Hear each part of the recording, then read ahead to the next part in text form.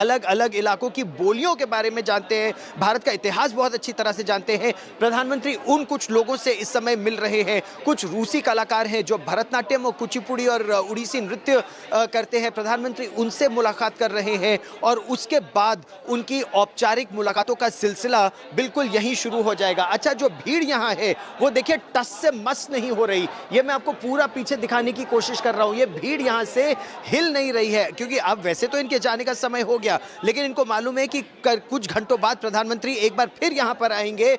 जब वो अपनी बायलैटरल मीटिंग्स के लिए जाएंगे तो वो उत्साहित हैं यहां। Right, Utsahit is certainly the word. There are already cultural performances that have begun. This is always customary as part of the Indian Diaspora meet. Prime Minister Modi being greeted by Russians. None other than Russians there who are dancing, carrying out some Indian cultural performances with Indian clothes and attires. Certainly interesting to see, and definitely welcoming to see the commitment there of Russians to be dressed in Indian clothes and performing Indian cultural folk dances.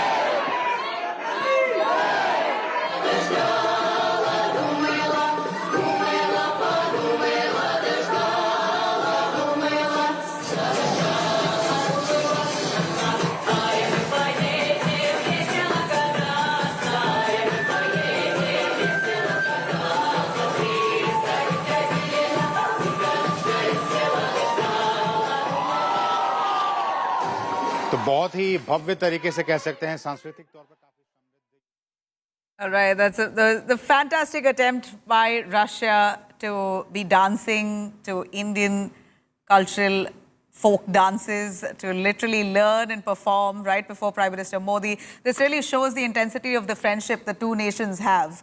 Russia really showing that commitment to greet in the most warm welcome to Prime Minister Narendra Modi. Well, certainly this is going to be an extensive Brics Summit, which will be holding a lot of meaning for India.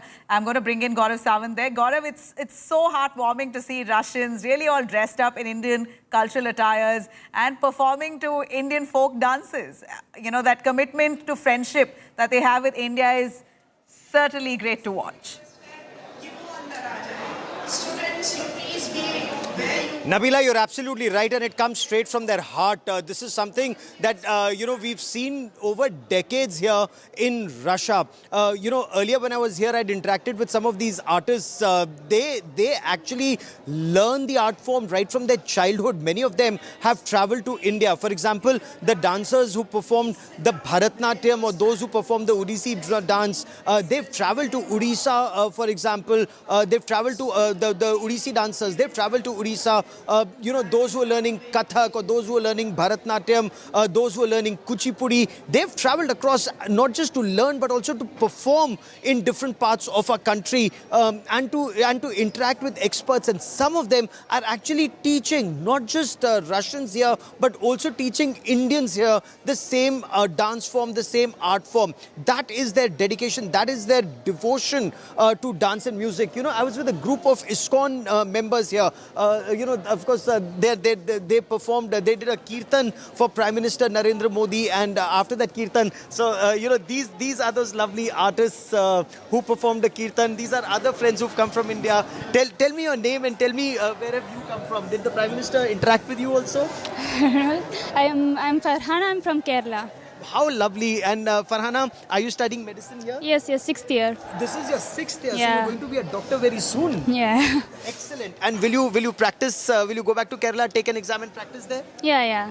Excellent. And what do you want to specialize in?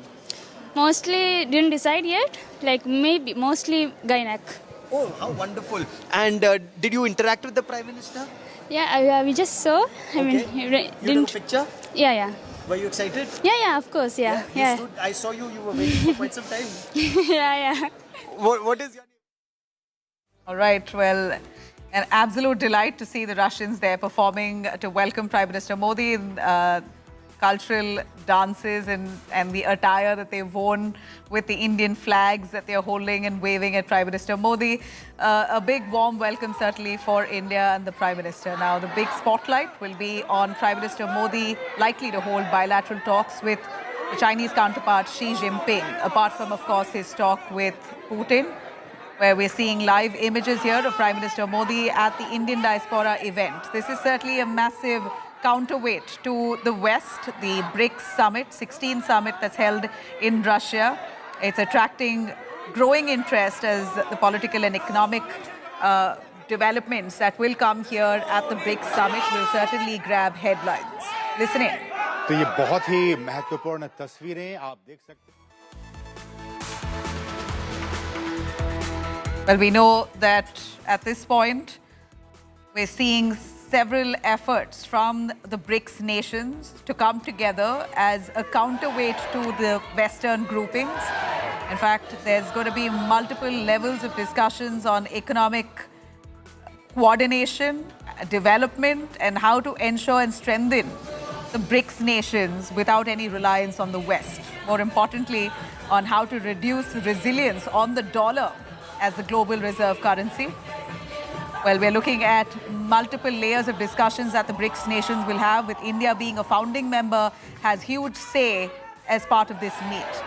We will continue tracking these images. A short break. We'll be right back on this story.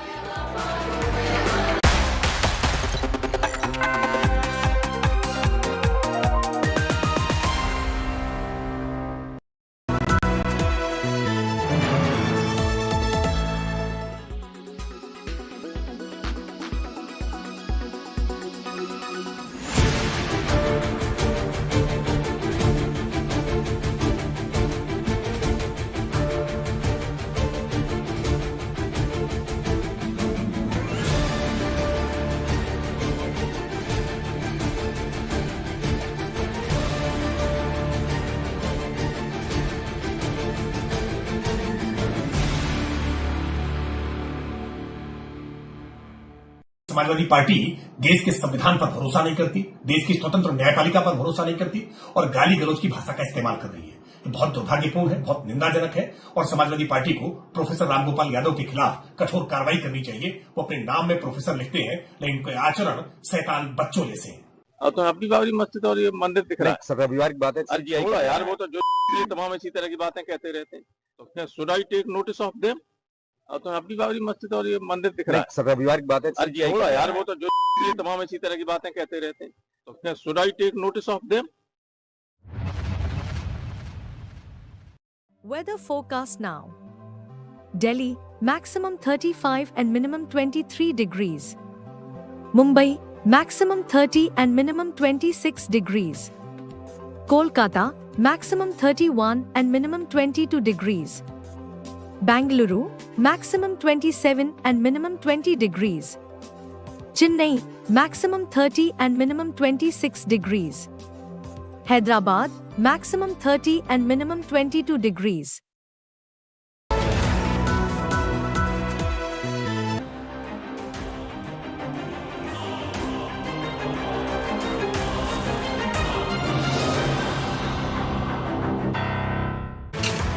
Welcome back. The Prime Minister in Russia. That's our top focus story right here. Russia rolling out the red carpet for Prime Minister Narendra Modi. The Indian cultural performances for the Prime Minister is underway as we speak. Pictures on your screen are of the Prime Minister getting a rousing welcome in Russia. What you see on your screen is a blend of Indian and Russian culture. Also, the Prime Minister has arrived in Kazan in Russia, where he is meeting right now with members of the Indian diaspora. He's touched down in Russia, in Kazan, for the all-important Brics Summit. The Prime Minister underscoring the importance of the Brics Summit also before he left. talking about the fact that this is an important forum for regional cooperation. He's been welcomed by the Indian diaspora, as you can see in these pictures, as he touched down. What we also saw a while ago was band, baja and bonhomie on full display in Russia. We'll put those pictures out once again for our viewers, as there were cultural programs that were put out before the Prime Minister in his welcome. This is the Brics Summit 2024, where the Prime Minister's got a rousing welcome in the country. Indian cultural performances also for the Prime Minister. Russia rolling out the red carpet for Prime Minister Narendra Modi. On the itinerary, bilaterals with China, that really is on top of the agenda. The big question here is whether India and China will be having a bilateral for discussion on further disengagement along the LAC. He's arrived in Kazan in Russia to attend the 16th Brics Summit. This has been held under the Chairmanship of Russia this time around. The summit, remember, brings together leaders from different countries. The Prime Minister is expected to hold bilaterals with his counterparts during this event. On your screens right now, the Prime Minister being welcomed by members of the diaspora, as always excited to welcome Prime Minister Narendra Modi. Now, what's really on the itinerary? The summit is going to begin, Russia says, with dinner for all leaders. Okay, telling these are pictures. In fact, let's take a listen also of these ground reports coming in from Russia, where the Prime Minister is right now.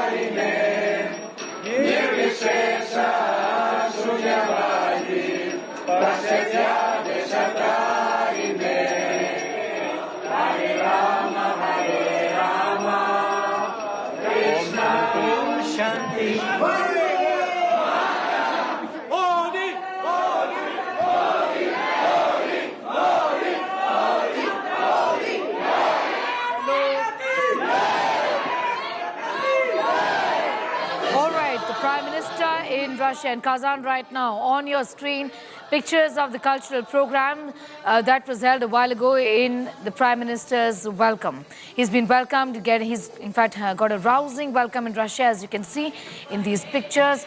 Russians performing, and these are cultural performances just ahead of just when the Prime Minister touched down in Kazan in Russia. He's also been welcomed by members of the diaspora, as you can see in these lovely pictures coming in of the Prime Minister. Enjoy. क्या लाभ होगा? वे council इतना महत्वपूर्ण क्यों है भारत का? Sir देखिए, हमें कोई भी इमिग्रेशन या और किसी भी काम के लिए मॉस्को जाने की ज़रूरत नहीं पड़ेगी। वो हम कजान में ही रह के कर सकते हैं, और ये हमारे लिए बहुत लाभदायक हुआ, क्योंकि हम लोग स्टूडेंट हैं और स्टूडेंट के लिए समय बहुत महत्वपूर्ण होता है। जी, हमारे समय को बचाएगा। क्या उत्साह है जो आपको अपने शेड्यूल से अलग यहाँ लेकर आता है? कैसा लगा? How was it performing for the Prime Minister? It was very excited. We was so nervous. Why were you nervous? Because we rehearsed this dance about 3 months, and now it's the time to show it. We were so nervous. You were? You were. Did you enjoy? Yes. Was it enjoyable? Дуже волновалась. Yes. Понравилось? Да. How long have you been learning Indian dance? 1 month. Сколько вы учите индийские танцы? 13 лет. 13 лет. 10, 12, 13, 14 years. 13 years. 13 साल से. And how did you start learning the Indian dance. Okay, can I just, just get this camera a little closer? Okay, explain to me, when did you start learning the Indian dance? When I was 4 years, my mom decided me to Indian dance in our town. So now I'm dancing here. Okay. Who else speaks English and Hindi here? What all dances do you know? What all Indian dances do you know? What all Indian dances do we know? Kathak, Bollywood, Garba. Давай. Каратанатьям, кучипуди, и так далее, скажем. And so on. Okay. And what attracted you to the Indian dance? Какие танцы мы сегодня танцевали? We dance Kathak and Garba and Russian dance. Wonderful. Indian dance guru or Russian dance guru? Your dance teacher, Indian or Russian? Our dance teacher is Russian, but she really like Indian and she teach us Indian dances. Наш руководитель Татьяна Кличникова. She's Tatiana Klishnikova. Is she here? Yes, she's here. How many of you have been to India? Have you been to India? No. What? Мы очень хотим. We really want go to India. Go to India. Please. Отвезите нас в Индию, скажите. Да. Скажи, отвези нас в Индию. Да. Кстати, как странно. Кстати, прямой эфир идет. Они сейчас нас отвезут в другую Индию. Thank you. Ji.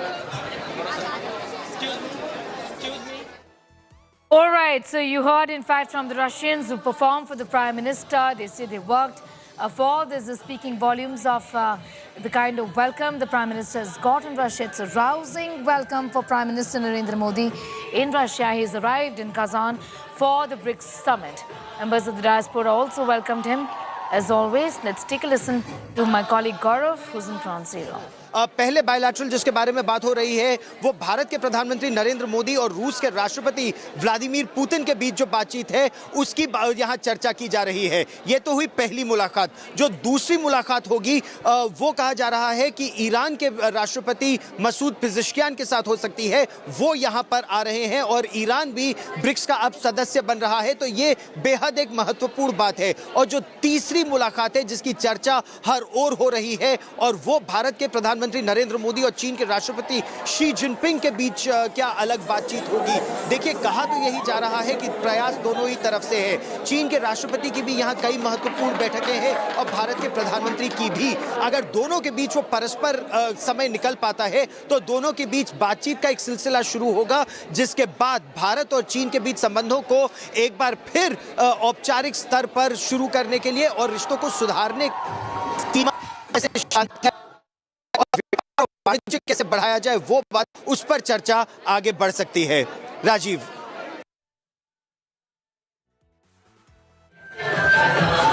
About getting in those details from Russia, where he is right now in Kazan, where the Brics Summit is being held. The summit brings together, remember, leaders from Brics member countries. The Prime Minister is also importantly expected to hold bilateral meetings with his counterparts, especially with China during this particular event. Listen in to what the Diaspora has had to say about this meeting.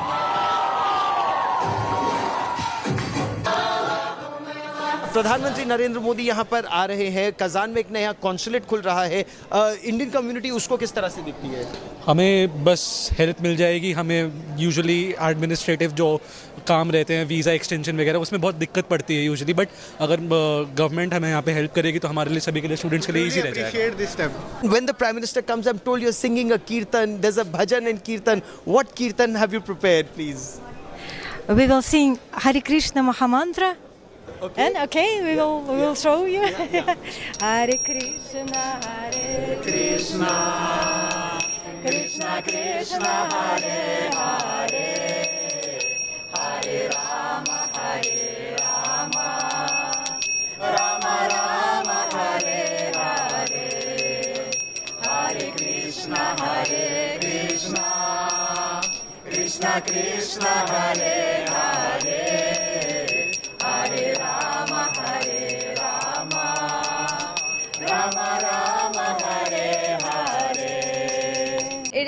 very great opportunity for us to be here. We are very excited for this thing. Even our parents in India are very excited for yeah, exactly. We are feeling proud to see us like we are meeting the Narendra Modi ji. Yeah. Really? Yeah, we do. So tell me, now that there's a consulate here, what's the response, from all the youngsters? How will that consulate in Kazan help you? The Indian consulate in Kazan? It will be very helpful for the students community. It will be very helpful, so that earlier we used to, if any problems occur, we used to go to Moscow. So if consulate will open in Kazan, it is very helpful for us as a student. All right, so members of the diaspora that you heard from welcoming the Prime Minister. It's an important meeting that the Prime Minister is a part of. This, remember, is the Brics Summit. Russia has said that the summit is going to begin with an evening dinner for all leaders, wherein the Russian President, Vladimir Putin, the South African President, the Chinese President, the Egyptian President, and the Prime Minister will discuss a broad range of global issues. The Prime Minister is also expected to be in a bilateral with his Chinese counterpart. And this assumes a great deal of significance in the light of the Galwan clashes from June 2020, wherein the relationship between India and China has never been the same ever since the clashes took place and tensions built up at the line of actual control. The Prime Minister today, before leaving for Russia, has spoken about the fact that India attaches immense importance to BRICS. He also spoke about the fact that he looks forward to extensive discussions on a wide range of subjects. I look forward, he said, to meeting various leaders there. The Prime Minister's office spoke about the 16th BRICS Summit and India's commitment to close cooperation with BRICS and the forum's role in addressing key global issues. Gaurav Sawant joining in from Kazan right now, reporting from Ground Zero where the Prime Minister is our managing editor. Gaurav, big on the agenda. All eyes will be on the all-important possible bilateral between India and China. Give us an idea about what are you picking up on that front. When is that expected, Gaurav?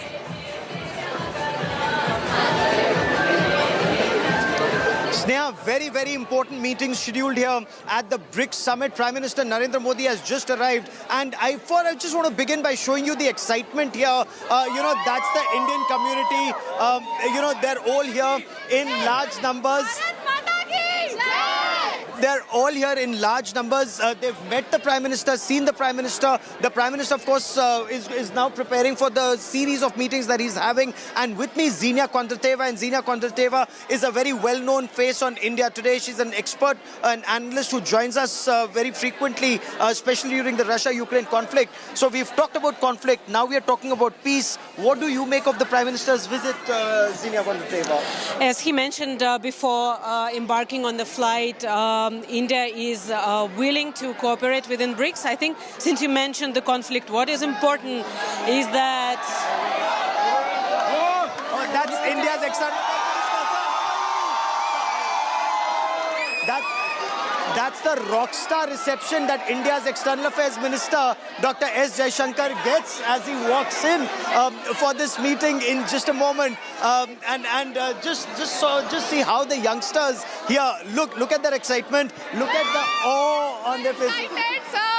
It is so good to see our political leaders and all. It is so much. We had no idea that Jaishankar sir would be here, but this was a total surprise. And we are so excited, and it was like great feeling to see him here. So tell me, okay, before I come to Xenia, but tell me, why are you so excited seeing the External Affairs Minister? Because we have our ministers, they do so well in their political careers and all. They are like our inspiration and everything. We know we look up to them as our role models, and we have seen him debating and everything with the external affairs and everything, and I think he's just a great person. Okay, so thank you. Let me once again come back to Xenia Kondrateva. Xenia, what according to you is so important? Why is this BRICS Summit so critical?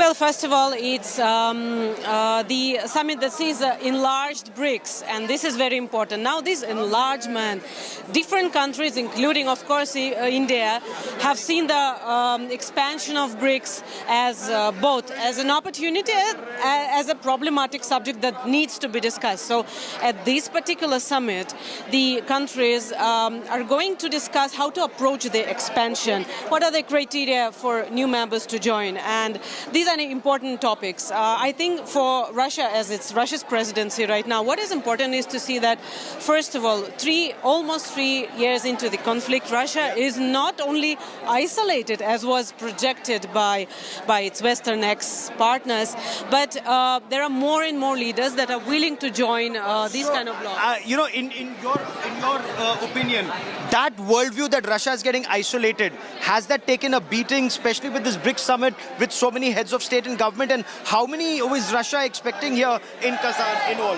Obviously, more than 30 leaders coming here. So it just shows the interest that the grouping, I mean, they're not coming for bilaterals, but Russia is one of the important partners in BRICS. Russia, India, and China are 3 founding members of BRICS.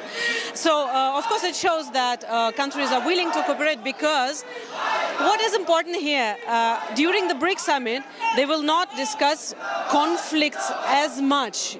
Conflict is not the primary agenda of the BRICS, unlike it has been in G20, G7, and all other forums that we have seen in the past 2 years. They're discussing cooperation, how despite everything countries can cooperate, how they can, bypass the sanctions that have been posed and that are troubling the entire global south. They're going to discuss that. Very interesting you should mention that, Xenia, that while the West tried to isolate Russia, Russia's been able to send out that very strong message with 30 heads of state, governments, or their representatives here, that Russia clearly is not isolated. And when other forums are talking conflict, BRICS is talking peaceful cooperation and coordination. But another very important aspect, Xenia, I'll come to you in just a moment, but a very important aspect that's being discussed here is that bilateral, will it happen between India and China? All eyes on whether that, one, it happens, and two, whether it leads to peace between the two countries and economic prosperity, not just between India and China, but of the entire region and the BRICS community and family. Sneha. That's right. Gaurav, what I also want to ask you is about the other important meeting that everybody is going to keep a very close eye on. And that is between the Russian leadership and the Indian leadership here. It's got to do with Ukraine, the ongoing war, and how India in the past also has played a major role in being that one country possibly that is in a position to talk to both Russia and Ukraine, isn't it? That's a very significant point you make there. India is one country that's equally respected, whether it's in Russia or in Ukraine. India is one country that's very well respected, whether it's Israel or Iran. So there could be two countries, or if you were to talk about the United States and Russia, there could be two countries that could be at odds, but both are great friends with India. And that is where India plays a very critical role in the new world order, whether it's the role of a conflict resolution or conflict management, or even exploring avenues of peace. You see, India's point always has been that there will be no solution that will be found on the battlefield. Solutions are only found on the talks table in a peaceful environment, and that is the message that India not only preaches, it actually practices it. Look at India-Pakistan relationship. What was Prime Minister Narendra Modi's one single message to Pakistan? Goli bari ke beech baatcheet sunai nahi deti. That was a very critical message from India. So Golibari and terror has to stop for talks to happen. What was India's message to China? That you can't have tension at the borders and then expect economic cooperation between the two countries. That's also not possible. And ultimately, China has relented.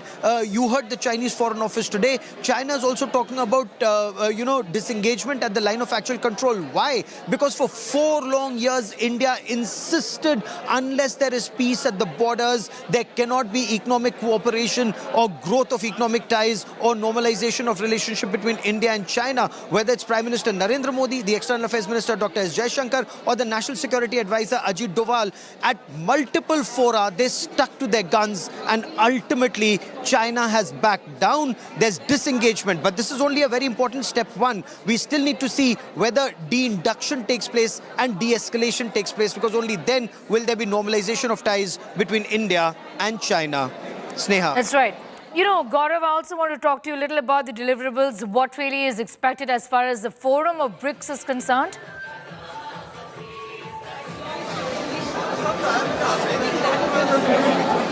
So as far as Kazan is concerned, it's very, very critical from multiple points of view. One, Russia is able to send out that message. It's not isolated. The global south is being represented in a big way.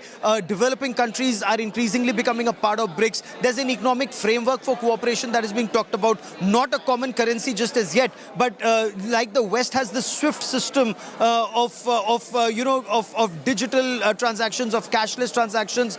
This is something that these countries are working on. A common currency is still a long way off. A common currency will still take some time. But until that happens, what's the best way forward? India is very keen. The Vostro accounts that are being created, India's engagement with multiple countries, including Russia, is directly a rupee-ruble trade. How does that happen? How can that be escalated even further? How do you address trade imbalances bilaterally? And how do you increase trade multilaterally? How do you ensure that this is a forum that delivers just multilateralism and just economic growth? These are multiple issues that countries are deliberating upon. And when India speaks for the global south, when India speaks for the developing world, it's not just words, it's action that India has shown in the past 10 years that External Affairs Minister Dr. S. Jaishankar referred to when he said when the world needed COVID vaccines, the developed world wasn't sharing those vaccines, but India shared those vaccines with the developing world. And that shows India practices what we preach, is Vasudhaiva Kutumbakam. And all of that is taken very seriously. When countries like Sri Lanka or Maldives or Nepal needed India's help, India, irrespective of what was the government, whether they were friendly or hostile, India came forward to help. So that neighborhood first policy, the government is saying, this government shows it by its actions and not just through words. That is now being expanded at a global level in the times to come. That's the effort, Sneha. Right. Be with us, Gaurav. I'll just come back to you, in fact, in a moment from now. Gaurav Samant reporting from Ground Zero on their important meeting at the Prime Minister is a part of. Now, this is the BRICS Summit, but the speculation is rife over India-China handshake at the BRICS Summit. Talks between Prime Minister Modi and China's President Xi Jinping are anticipated following recent agreements on patrolling arrangements along the line of actual control in the eastern Ladakh sector. This actually, remember, marks a major breakthrough after 4 years of tension in this region driven by diplomatic and military negotiations leading to disengagement. China has responded positively, stating that the agreement will end the standoff between the armies.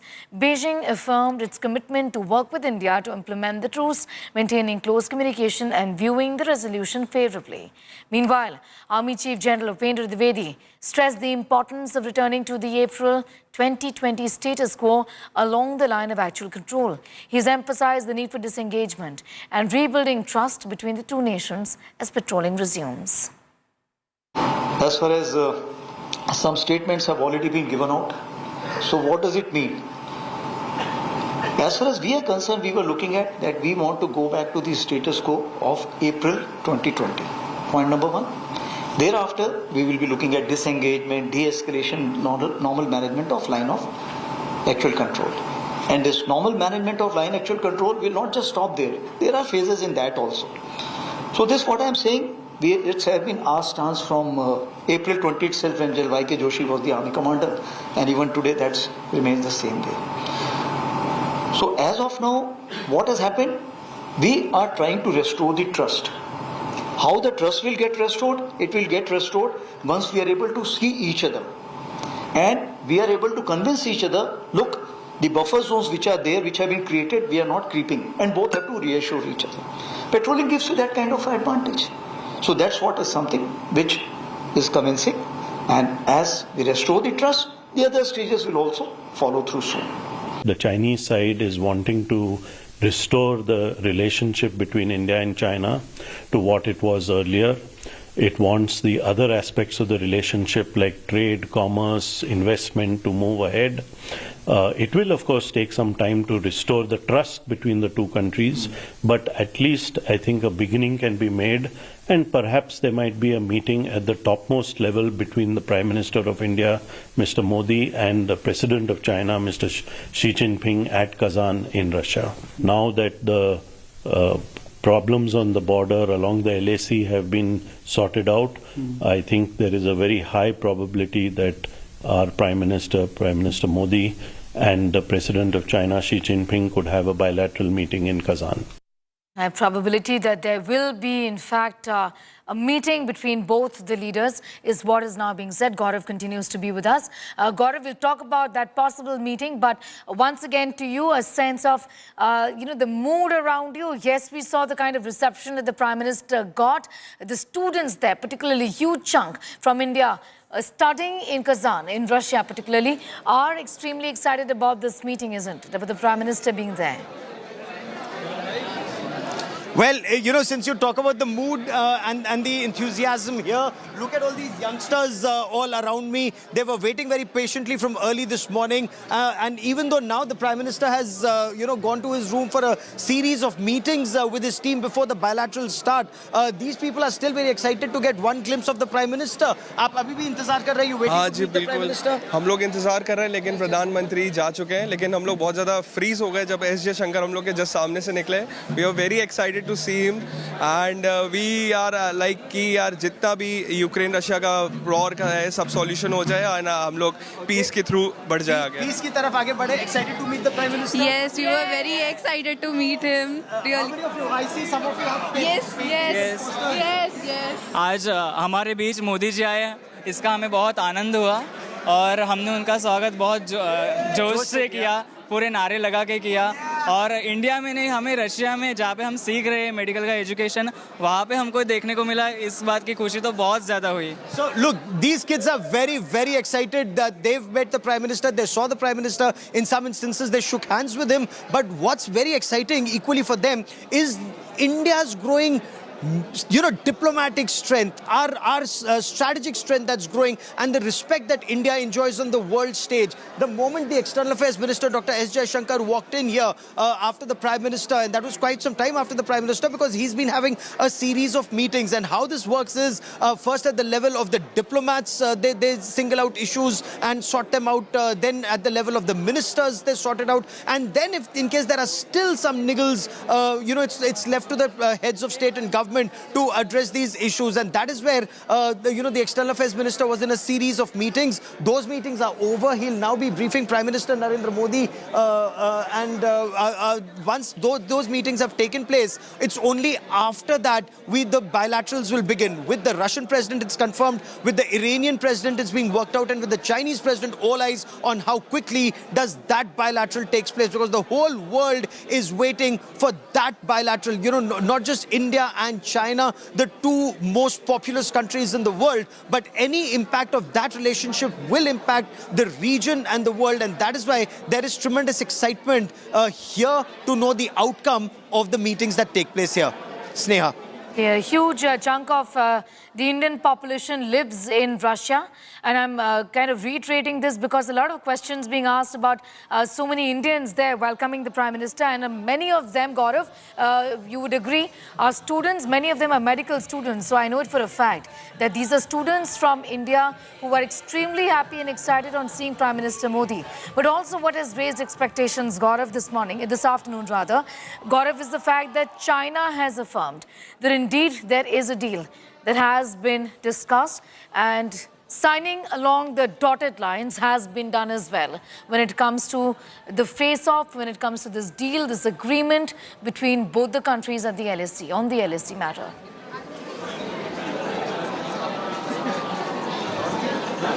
So you're absolutely right.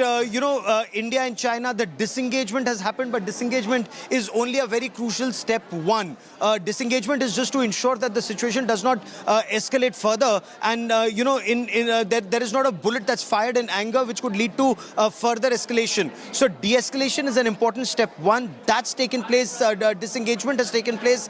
Whether it leads to de-escalation, which is moving the heavy artillery, the armor, the longer weapons of war to their peacetime locations, that remains to be seen, because that would be a sign that the relationship is now coming on an even keel, returning to an even keel. And third is when those 50,000 troops amassed on the Indian side and about 50,000 plus amassed on the Chinese side, when they move back to their peacetime location. If they move back to their peacetime locations and the situation at the line of actual control returns to just patrolling by the regular battalions that are deployed there, that occasional patrolling that takes place, while you look for a resolution of that border issue, ultimately, right now after disengagement, de-escalation and de-induction are extremely important and remain critical. So while disengagement has happened, the two heads of state and government, Prime Minister Narendra Modi and Chinese President Xi Jinping, should they meet, they could perhaps give directions for the de-escalation and then de-induction of troops, so that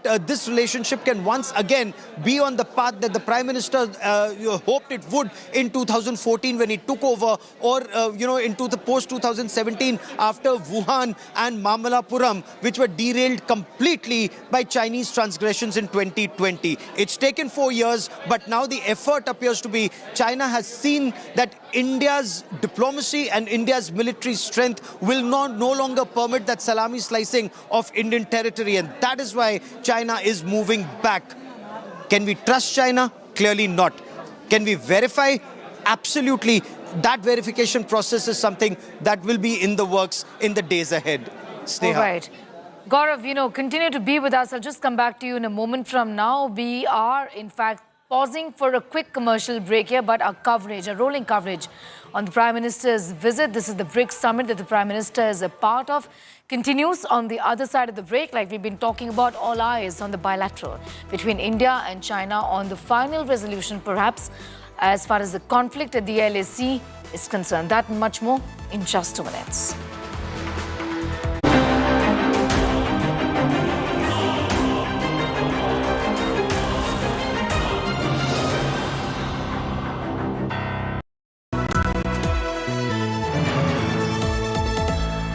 Motorola Razr 50 Ultra comes with Google Gemini.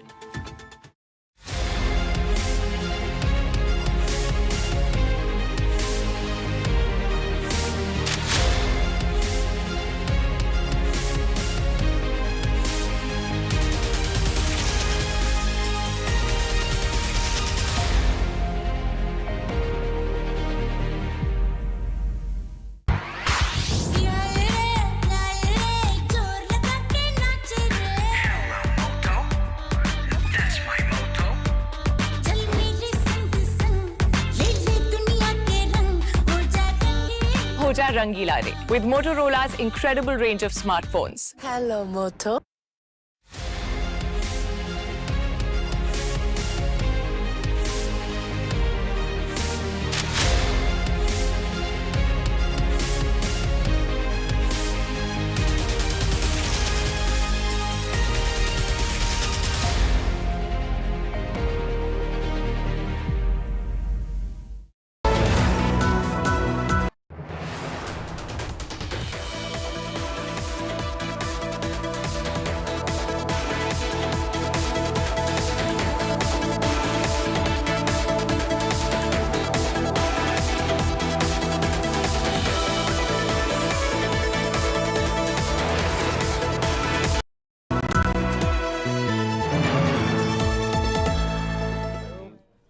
Phone बिल्कुल मेरे जैसा। तेरा ही phone है। Team बस में भूल आया था तू। क्रिकेट के बाद का प्लान ऐसे मत भूल जाना भाई। क्रिकेट के बाद का प्लान मतलब पाजी? मतलब रिटायरमेंट का प्लान। इस जनरेशन ने तो उस बारे में सोचा भी नहीं होगा। नहीं भाई पहले मैच से ही सोचा है, इसलिए तो वो कर रखा है। वो मतलब क्या? वही जो सब लोग सही है करते रहते हैं। म्यूचुअल फंड्स में SIP। म्यूचुअल फंड्स में SIP। अगर ऐसे भूल भी जाओ ना तो भी रिटायरमेंट का प्लान बैकग्राउंड में चलते रहना चाहिए ताकि आगे की लाइफ सेट रहे। सही है। म्यूचुअल फंड निवेश बाजार जोखिमों के अधीन है। योजना से जुड़े सभी दस्तावेजों को ध्यान से पढ़ें। Motorola Razr 50 Ultra comes with Google Gemini. Hi, I am AI anchor Sana, bringing the top headlines for you, presented by Motorola. Punjab government gives nod to prosecute Dera Chief Gurmeet Ram Rahim in sacrilege cases. Major anti-terror operation across Jammu and Kashmir.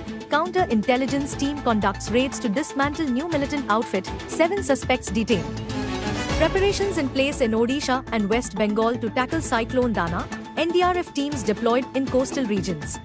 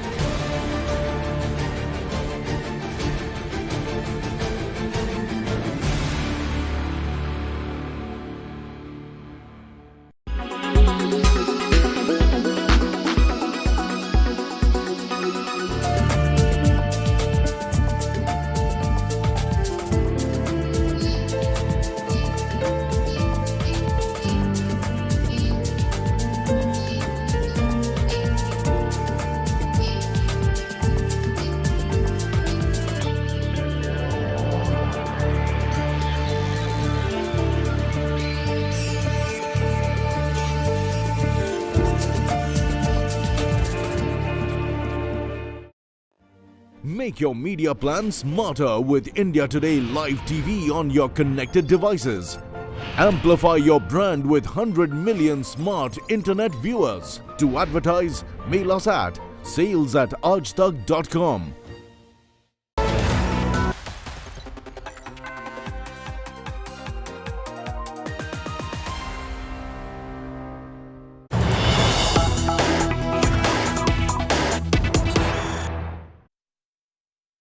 Right, news is coming in. There's been ruckus reported in the joint parliamentary meeting on the WAF.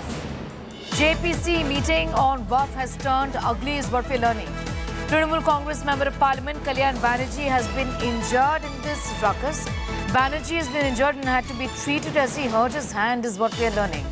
Ruckus in the JPC Joint Parliamentary Committee meeting on the WAF meeting today. Kalyan Banerjee was behaving aggressively is what our reporters on the ground are telling us. Aishwarya Palavan with us for the very latest on that. Aishwarya, how did he hurt himself? What really happened there? How did the situation actually turn so ugly for the MP to hurt himself?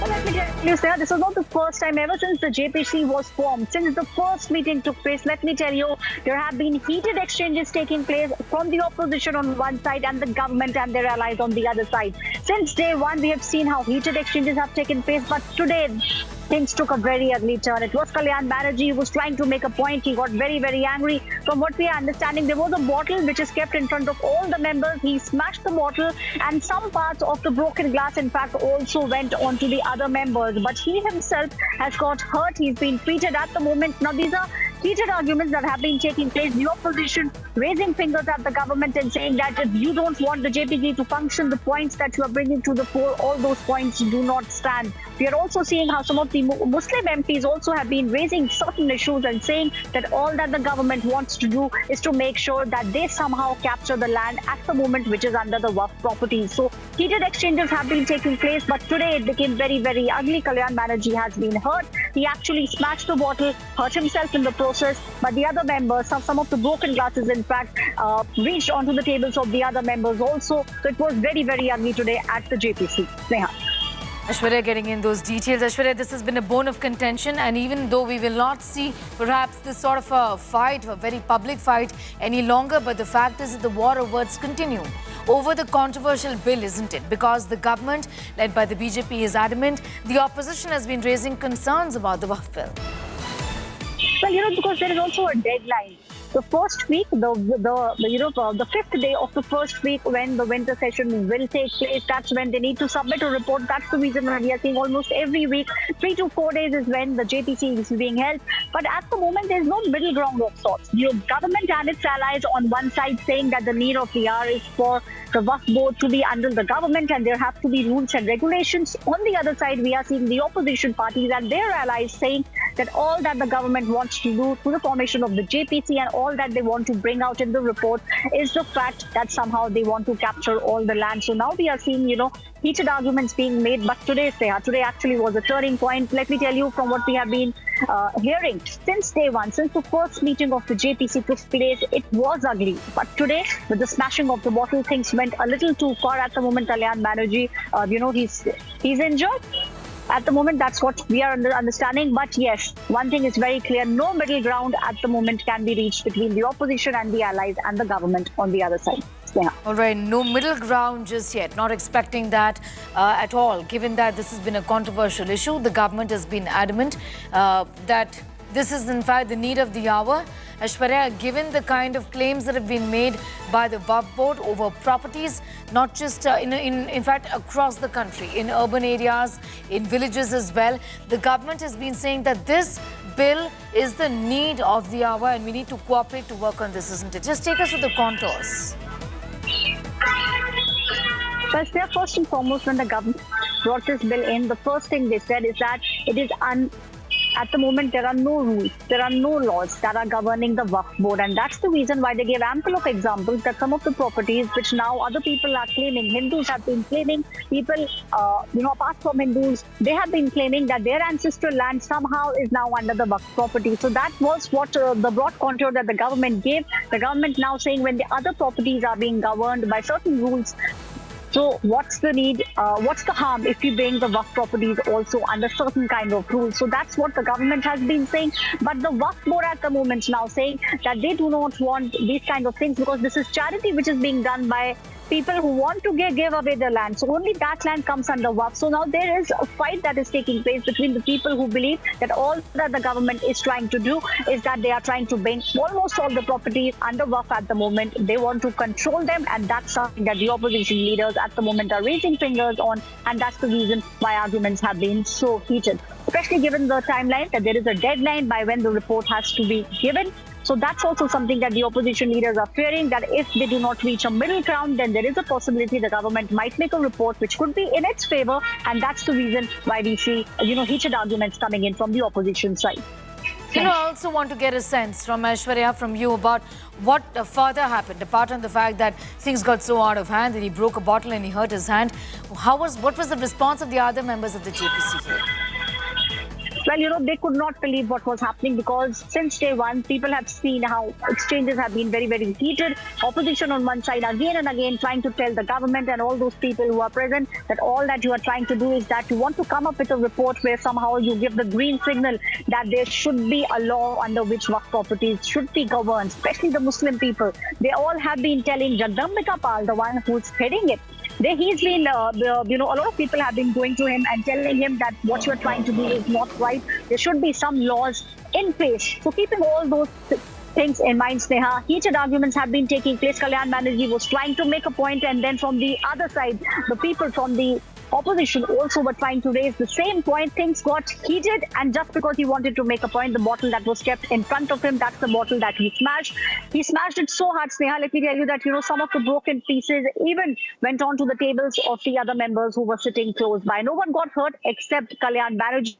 His hand has been hurt, but from what we are understanding, at the meeting at the moment is still going on, and that's what is at the moment important because the government believes dialogue needs to take place. The government, in fact, let me tell you, has been going to different states also. Members of the JPC have been visiting various states, speaking with various people. In fact, consultations are also being asked. Online, people have been, the government is saying that if you want to send us things, then you need to write to us. So all those things are being done by the government, but the opposition very clear and with a focused point saying that all that you want to do through the JPC, through the report, is to make sure that somehow you get control of the Waqf properties, and that's something that we will not let happen. You know, what I also want to ask you is how this is going to only further escalate, given that the story is just broken and this kind of a conduct by a sitting member of parliament. He's a part of a joint parliamentary committee set up to discuss this contentious issue. And the conduct is obviously going to be criticized, isn't it, Aishwarya? Well, definitely, you know, we could see some action. Jagdambika Pal, who's chairing the JPC, can actually take some action because this is being very, very aggressive and because people can get hurt. So that's also something that Jagdambika Pal will now have to finally take a call on what exactly needs to be done with Kalyan Banerjee. But yes, let me tell you, this is not the first time we are seeing, Sneha, these kind of heated arguments taking place, especially when we speak about Waqf, because both the sides are very, very clear with the kind of statements that they have been making, the government wanting to make sure that they get as many people in. That's the reason why different states are also telling the government and also writing to people and telling them what exactly they want to do. But the opposition, very focused, one point agenda the opposition has, that they do not want the Waqf board to the properties of the Waqf to come under the central government. Time and again, they have been making these calls. And also, you know, what the BJP has been speaking about, the fact that these are not some of the things that are under Waqf at the moment. Some of those properties actually do not belong with us. to I'll the just Waqf. come back to you for more on that story as we stay with this. But on the right side of your screen are pictures of Kalyan Banerjee, the Trinamool Congress MP who's been hurt. Well, he broke a bottle and he hurt himself is what really happened. This, remember, was in a parliamentary committee meeting. A joint parliamentary committee meeting on Waqf to discuss. It was holding a meeting on the Waqf bill, aiming for community-focused reforms, but it turned so ugly. The ruckus turned so ugly that Kalyan Banerjee, in a fit of rage, I understand, broke a bottle and hurt his hand. So these are pictures coming in actually from the Parliament complex. While leaving the meeting, that's Kalyan Banerjee on your screens right now in green. And he is essentially walking out. An injury on his thumb is what we can see in these pictures also that my colleagues, our reporters have been sending us from ground. And we'll put that picture out as well of him with his thumb injured, walking out of the Parliament complex where that meeting was taking place. An injured Kalyan Banerjee on his way out. But ruckus, as far as the JPC is concerned, remains to be seen, Aishwarya. Be with us. I'll just come back to you. Pradeep Bhandari of the Bharatiya Janata Party is with us. Pradeep Bhandari, how do you respond to what has happened? Kalyan Banerjee, in a fit of rage, broke a bottle, hurt his hand, and all of this was actually in a joint parliamentary party meeting on the Waqf board. Well, it is extremely unfortunate. And I appeal to members in the opposition, in particular Mr. Kalyan Banerjee and members of the Trinamool Congress, to not resort to violence. And I understand their frustration that ultimately if the JPC is discussing the Waqf bill and ultimately this bill will be passed by the parliament, I believe Mr. Kalyan Banerjee, understanding and realizing that his arguments are becoming very weak and he could not put his point of view across through an argument, ended into near to violence and threw the bottles. This tells you that the Indian opposition, in order to protect its vote bank, can go to any extremes, even in a JPC. This is what has happened is very unfortunate, and we hope that this also speaks about the safety of the other members in JPC, because if Mr. Banerjee can throw the bottle today, what tomorrow can he do? We never know. So I appeal to members of the opposition, and in particular Mr. Kalyan Banerjee, that his behavior should not result to a situation where safety of other members in the JPC meeting is under question. You know, I think this is unheard of, you know, this kind of ruckus in which bottles are being broken. Pradeep Bhandari, I want to ask you, do you think action should be taken against the MP, and what do you expect the TMC leadership also to do, given the kind of embarrassment that has been caused to the party because of this? Well, definitely action needs to be taken against Mr. Kalyan Banerjee, but knowing the history of Trinamool Congress, I do not believe that their party will take any action. But I do hope that the JPC chairman takes into account the behavior of Mr. Kalyan Banerjee and, as per the rules and procedures, act against Mr. Kalyan Banerjee. Because it's not about Mr. Banerjee alone. It's about setting a precedent as a behavior in the JPC. Today, if Mr. Banerjee can resort to this level of violence, there is no guarantee that tomorrow, if he does not agree to a point of view in a JPC, he can further increase the altercation and can increase the verbal abuse. And not just verbal abuse, he can physically abuse another member in the JPC. So I worry about the safety of other members in the JPC, and for that the JPC chairman should consider taking an action against Mr. Kalyan Banerjee. All right, I'm going to thank you for joining in with your perspective on what really has happened. Rather unfortunate, this kind of ruckus that has been seen in a joint parliamentary meeting. This on the Waqf bill. The meeting was taking place. It turned extremely ugly. The ruckus broke out after the TMC MP Kalyan Banerjee smashed the bottle, injured himself. Going back to Aishwarya, who broke that story for us. Aishwarya, also, if you've managed to get a word from any of the members there, describing the sequence of events, what really happened for him to get so angry about the situation and injure himself then at the end of the day?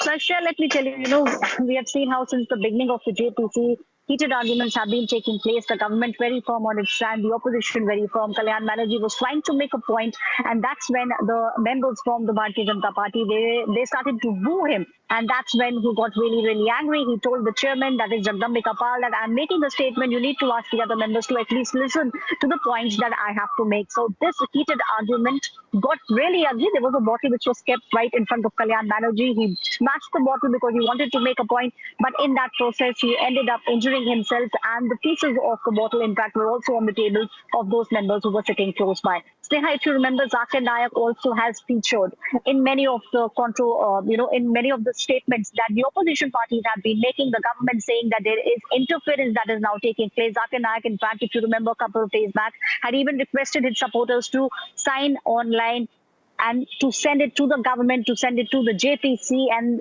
through online, he'd also asked his people to tell the government that what they're trying to do in India is not right. So this is what the government has been speaking about, that this is an internal matter, but this is what the government believes, Sneha, that they are now seeing people abroad also now trying to mingle with something which is very, very Indian. So that's what the government is saying, that all these things are elaborate plans to derail the country. The opposition on its point saying that all that you want to do is that somehow through the JPC, through the Waqf bill, you just want to capture the Waqf properties. So we are seeing no middle path, let me tell you, Sneha, whatsoever at the moment between the government and the opposition with regards to the Waqf bill. All right, so that's a huge controversy that has broken out, and we'll also try and get in more voices on what could have possibly happened for Kalyan Banerjee to get so agitated. Remember, viewers, we're telling you about Trinamool Congress MP, sitting MP, who's a part of the Joint Parliamentary Committee on the Waqf Bill that has met to discuss the controversial bill to get everybody on board. The allegation, Aishwarya, often is that the government bulldozes its way through. But the moment a bill goes to the JPC, the meaning of it becomes completely different. That the idea is to get everybody else also on board to discuss the bill threadbare, for everybody to understand the need to bring this bill and the opposition to be on the same page, isn't it?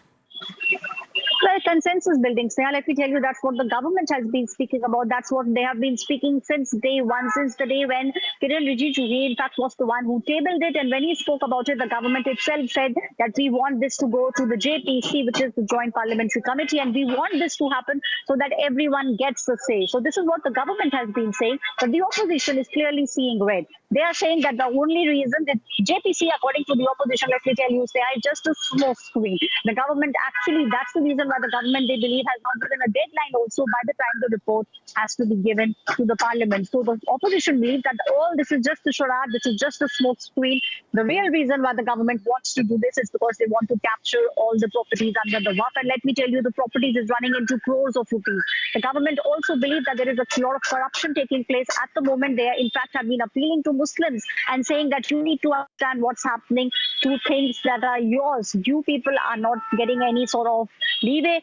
You are not getting the things that you desire only because some people, some families at the moment are controlling all the properties of Waqf. They're earning in crores. This is what the government has been speaking about. And when the government came out with this statement, we saw it was Zakir Naik, who's sitting abroad, Sneha, let me tell you, has been making appeals and telling the people that you need to, tooth and nail, you need to fight the Waqf bill. So that's what the government is saying. This is an internal matter, but we are seeing interference taking place in that. So that also became a big point between the government and the opposition in the JPC.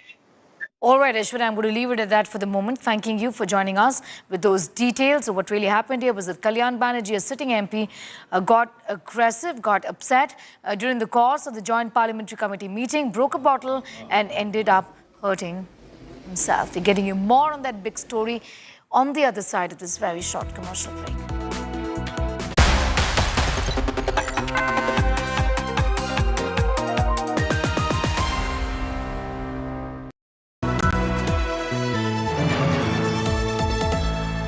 Motorola Razr 50 Ultra comes with Google Gemini.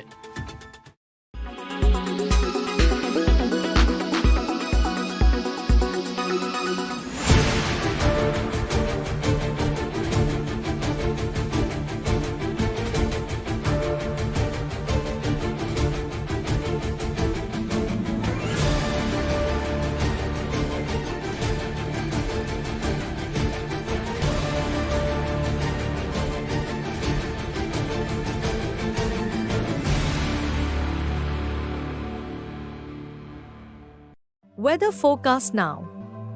Delhi, maximum 35 and minimum 23 degrees. Mumbai, maximum 30 and minimum 26 degrees. Kolkata, maximum 31 and minimum 22 degrees. Bangalore, maximum 27 and minimum 20 degrees. Chennai, maximum 30 and minimum 26 degrees. Hyderabad, maximum 30 and minimum 22 degrees.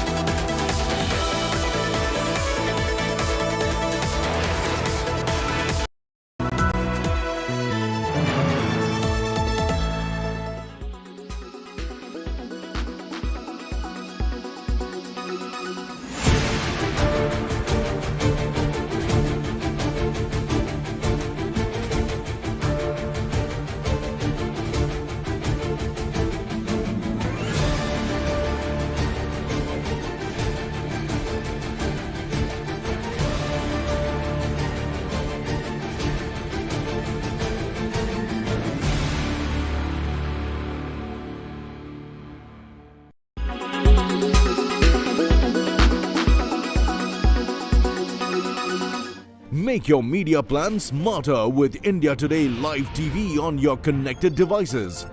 Amplify your brand with 100 million smart internet viewers. To advertise, mail us at sales@aajtak.com.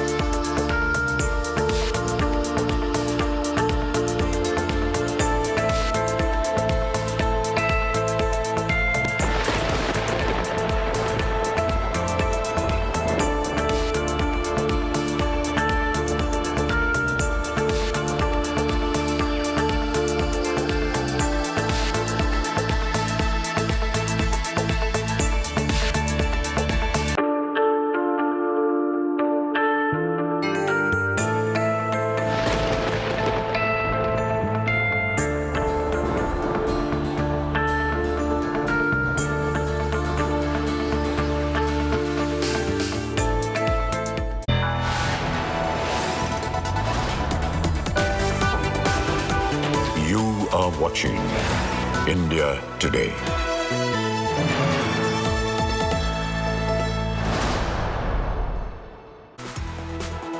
Very good afternoon. You're watching India Today television. China confirming a pact to end the standoff with India. Possible bilateral between the leadership of China and India is expected in Russia. We're getting you up to speed with that big story at this hour. I'm Sneha. As always, the headlines first. China has said that there is a pact now to end the standoff with India over the LAC, says will end the standoff between the armies. Modi-Xi Jinping bilaterals almost certain.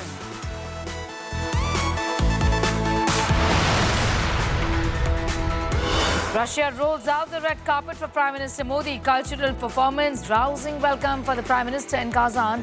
Modi's big meeting and greet with Diaspora. Bilaterals between Modi and Putin next.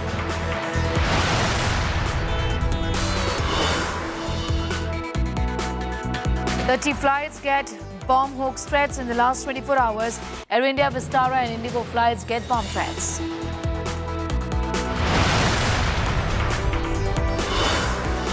Tamil Nadu Deputy Chief Minister Udayanidhi Stalin refuses to apologize on Sanatan slander. Brazen on Sanatan slander, says of grandson of Kalagnar won't apologize.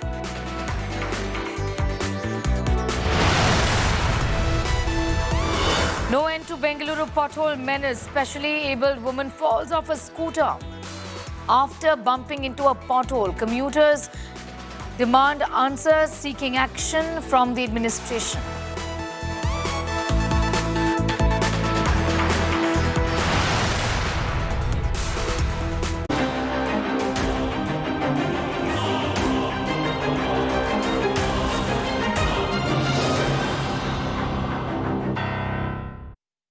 Speculation is rife over India-China handshake at Brics. Talks between Prime Minister Modi and China's President Xi Jinping are anticipated following recent pact on patrolling arrangements along the LAC in eastern Ladakh.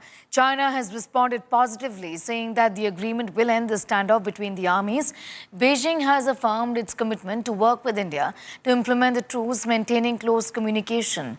Meanwhile, Army Chief General Upendra Dwivedi stressed on the importance of returning to April 2020 status quo along the LAC. He's emphasized upon the need for disengagement and rebuilding trust between the two nations as patrolling resumes.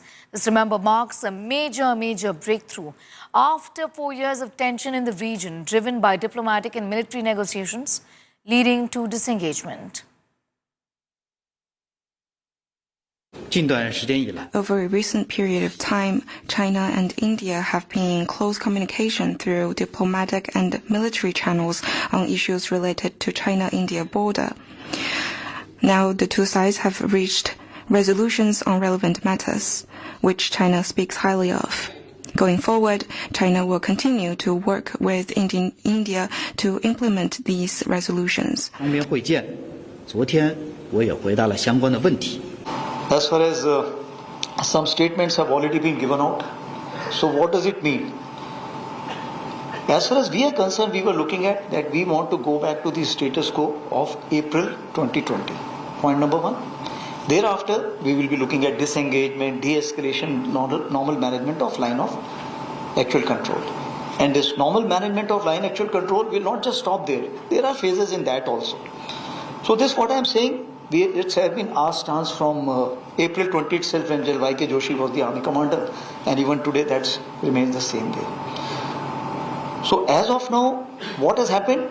We are trying to restore the trust. How the trust will get restored? It will get restored once we are able to see each other. And we are able to convince each other, look, the buffer zones which are there, which have been created, we are not creeping. And both have to reassure each other. Patrolling gives you that kind of advantage. So that's what is something which is commencing. And as we restore the trust, the other stages will also follow through soon. The Chinese side is wanting to restore the relationship between India and China to what it was earlier. It wants the other aspects of the relationship like trade, commerce, investment to move ahead. It will, of course, take some time to restore the trust between the two countries, but at least I think a beginning can be made, and perhaps there might be a meeting at the topmost level between the Prime Minister of India, Mr. Modi, and the President of China, Mr. Xi Jinping, at Kazan in Russia. Now that the problems on the border along the LAC have been sorted out, I think there is a very high probability that our Prime Minister Modi, and the President of China, Xi Jinping, could have a bilateral meeting in Kazan. The big question is whether the ghost of Galwan, the clashes that took place in 2020 in the month of June, that is something that's going to be left behind by both the countries. Let's take a look at what could be the possibilities here as far as this meeting, this possible meeting is concerned. Gaurav also, in fact, continues to be with us. Gaurav is reporting on that big story from Ground Zero. Gaurav, all eyes really on this possible meeting that is in all likelihood taking place between India and China. What is it that you've picked up on this front? So the effort is on. To find common ground and common time for Prime Minister Narendra Modi to and for the Chinese President Xi Jinping. The atmosphere is very rife with this possibility that there could be more than just a pull aside. There could be more than just a handshake, and the two leaders, even if they meet very briefly, there would be an effort to chart out a course and decide how best will diplomats in India and China then take this relationship forward. That's the effort. That's what we've been given to believe. Though so far there is no confirmation either from the Indian side or from the Chinese side. But many a time these things are kept confidential till the last moment, till the time the meeting is to happen. Right now, the Prime Minister is having a series of meetings with his own team before his all-important meeting with the President of Russia, Vladimir Putin. But that will happen after President Putin meets the world leaders who are coming to meet him for the Brics Summit. Officially, the Brics Summit kicks off with various heads of states and governments meeting the Russian president. There's a leaders' lounge. We still do not know whether that meeting takes place in the leaders' lounge around the time of the summit. Is that when the two have a conversation and decide what directions need to be given to their respective teams, whether it's at the level of the External Affairs Minister and the Chinese State Councillor and Foreign Minister Wang Yi, whether it's at the level of the National Security Advisor, so SR, Special Representative level dialogue, External Affairs Minister level dialogue. Will the diplomats carry, forward the dialogue at one level? Will then the military commanders follow on those directions? There are some issues that need to be sorted out at the level of the commanding officers or the brigade commanders or at the level of the corps commanders or the division commanders on ground. So there are multiple issues that can be sorted out at one level, and then there are issues that have to be addressed by the heads of the state and government. So we are still waiting to hear, considering that this is happening after that post-Galwan standoff, and a new direction may be given where India-China relationship need to be taken forward. Perhaps the Indian side will listen to the Chinese side, they would listen to the Indian side, and then chart out the next course of action, Sneha. That's right. Gaurav, also what is on the agenda is the meeting between the leadership of Russia and India, Prime Minister Modi's possible meeting. Talk to us a little about that particular bilateral, because given India's involvement in all of this, and like we've been talking about, the only country perhaps which is in a position to speak to both Russia and Ukraine is India. The Prime Minister's personal equation with the Russian leadership also is extremely significant here, isn't it? It indeed is, very, very crucial. Prime Minister Narendra Modi was here in July. He'd had a very long discussion with the Russian President Vladimir Putin. On the 8th of July, you'd recall the two heads of state and government had a meeting that lasted several hours, more than 5 hours. That meeting lasted on the 8th of July. Subsequently, Prime Minister Narendra Modi had traveled to Ukraine, and he had an extensive interaction then with the Ukrainian President Volodymyr Zelensky. And after that, he once again comes back to Russia. So is there a peace formula that India can suggest or take forward? Because as you very rightly pointed out, India is a country that's respected both by Russia and by Ukraine, and perhaps the only country in the world where the head of the government is not only respected on both sides but has equal access to both sides very keen to listen to him and then suggest and talk about what could be the next course of action. Again, the Prime Minister and Government of India have made it very clear, India is willing to assist. India's point throughout has been any solution can only come through dialogue and diplomacy and not through conflict. And that's been India's stand even when it comes to India-Pakistan, where the Prime Minister had made it very clear, goli bari ke beech baatcheet sunai nahi de sakti. Similarly, when it came to India and China, after Doklam in 2017 and Galwan in 2020, no solution is found through conflict at the borders, but only through dialogue and diplomacy has been India's consistent stance. And right now, in this Brics Summit, we notice that there's conflict that's happening on multiple fronts, whether it's between Iran and Israel. Again, India is very close to Iran, India is very close to Israel. Russia and Ukraine, India very close to both. And in our own backyard, when India-China conflict happens, it's again through dialogue and diplomacy. India looks for a solution and looks at a solution. So this is where India not only practices dialogue and diplomacy with what it preaches, it also practices that. Will that, bring about perhaps forward movement in dialogue that happens with Iran and with Russia? It remains to be seen, but that's the consistent policy that India has been adopting and moving forward on.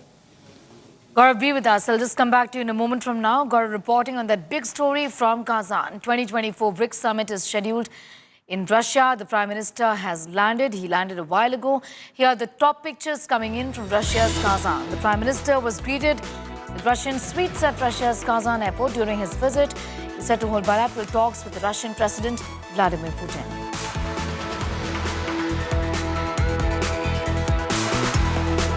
Upon landing, the Prime Minister first met with the enthusiastic members of the Indian community, the Diaspora, following his international tradition.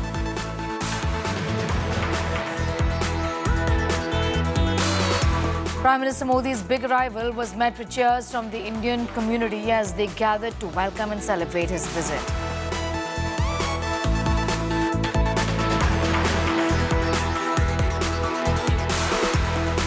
Russian dancers celebrated Indian culture by performing traditional dances.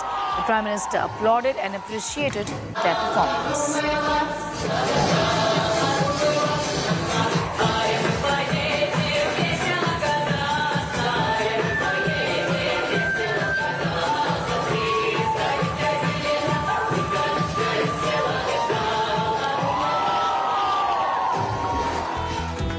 Russians performed bhajans like Hare Rama, Hare Krishna as their voices echoed warmly welcoming Prime Minister to Russia.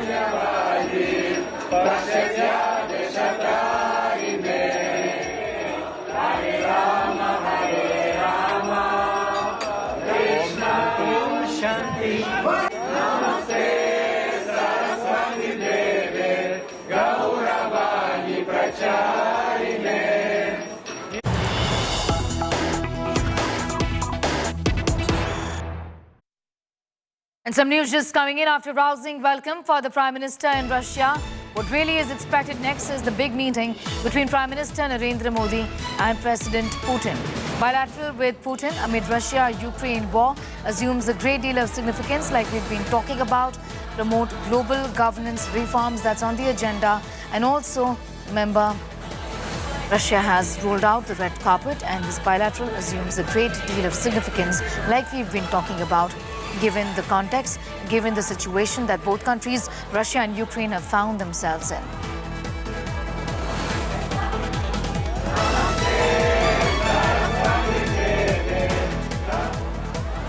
Prime Minister Modi arrives for the 2024 Brics Summit in Russia's Kazan. Upon his arrival, the Prime Minister was greeted with Russian sweets at the airport. He first met with the Indian community, following the international tradition. Russian dancers celebrated Indian culture and performed bhajans as they welcomed the Prime Minister. He is scheduled to hold bilateral talks with Russian President Vladimir Putin and is going to be focusing on key global issues. However, uncertainty surrounds a potential meeting with China's President Xi Jinping. Remember, the summit is taking place against the backdrop of the ongoing Russia-Ukraine war and escalating tensions in the Middle East. Putin has expressed his appreciation for India's support in seeking peaceful resolutions, calling Modi a friend, and acknowledged his concerns regarding the conflict. Ambassador, what do we expect from the Prime Minister's visit? What's top on his agenda? The Prime Minister's visit is taking place for participation in the 16th Brics Summit, and there are a number of issues that Brics is handling today.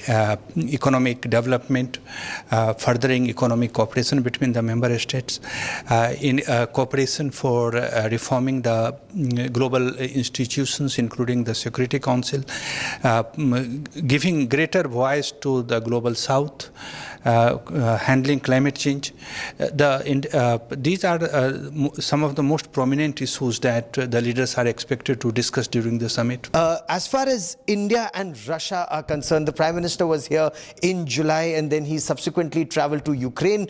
He's met both the presidents. Is there some forward movement or likely forward movement on exploring a roadmap for peace in the region?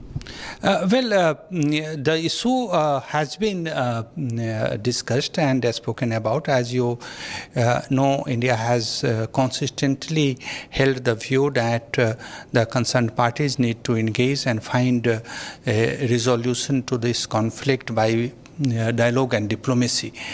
So I cannot prejudge what the leaders will talk, but I won't be surprised if this issue is also discussed. Prime Minister Modi's government has always acted in national interest, consistently. And one has noted that the Congress party and its comments of politicizing even national issues of security has been consistent. Take the China issue. Mr. Rahul Gandhi was seen secretly meeting the Chinese ambassador when incursions were taking place in a part of India. No explanation why. Then a cover-up took place. Prime Minister Narendra Modi's arrival sparked excitement among both the Indian diaspora and the Russian locals there. The Indian community cheered for Prime Minister Modi, while Russian dancers embraced Indian culture by performing traditional dances and singing bhajans as the Prime Minister arrived. How was it performing for the Prime Minister? It was very excited. We were so nervous. Why were you nervous? Because we rehearsed this dance about 3 months, and now it's the time to show it. We were so nervous. You were? You were. Did you enjoy? Yes. When did you start learning the Indian dance? When I was 4 years. My mom decided me to Indian dance in our town, so now I'm dancing here. What all dances do you know? What all Indian dances do you know? What all Indian dances do we know? Kathak, Bollywood, Garba, Bharatanatyam, Kuchipudi. How many of you have been to India? Have you been to India? No. What? Мы очень хотим. We really want to go to India. Go to India. Please. Kazan में जो नया consulate खुल रहा है, उससे आप लोग का क्या लाभ होगा? वे कॉन्सुलेट इतना महत्वपूर्ण क्यों है भारत का? सर देखिए, हमें कोई भी इमिग्रेशन या और किसी भी काम के लिए मॉस्को जाने की जरूरत नहीं पड़ेगी. वो हम कजान में ही रह के कर सकते हैं और ये हमारे लिए बहुत लाभदायक होगा, क्योंकि हम लोग स्टूडेंट हैं और स्टूडेंट के लिए समय बहुत महत्वपूर्ण होता है. ये हमारे समय को बचाएगा. क्या उत्साह है जो आपको अपने शेड्यूल से अलग यहाँ निकल आता है? It's like gonna be once in a lifetime experience for each and everyone who lives here. That will see our Prime Minister for the first time, and also we are like MBBS भी कर रहे हैं, and उसके साथ साथ अगर हम अपने Prime Minister को देख पाए तो इससे बढ़िया बात है. मैं श्री नरेंद्र मोदी जी को एक ही चीज़ बोलना चाहूँगी, वी लव यू. हम आपसे प्यार करते हैं. मैं उछिंदी बिम्बास और मेरे लैंग्वेज में आमी तोरे बहुत वापे आ रहा है. आप मुझे बताइए, आपका उद्देश्य क्या है? अभी तो बस मोदी जी को देखना है. हम सुबह से 7 बजे से इधर आए हुए हैं और मैं अभी 6th ईयर में हूँ. लकीली इस साल मुझे मिल रहा है मोदी जी को मिलने का अवसर. तो I am very happy for it.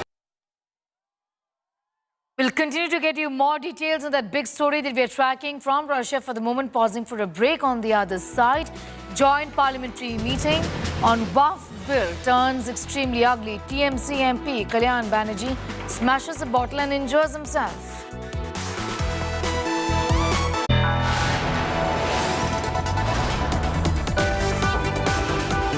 You are watching India Today.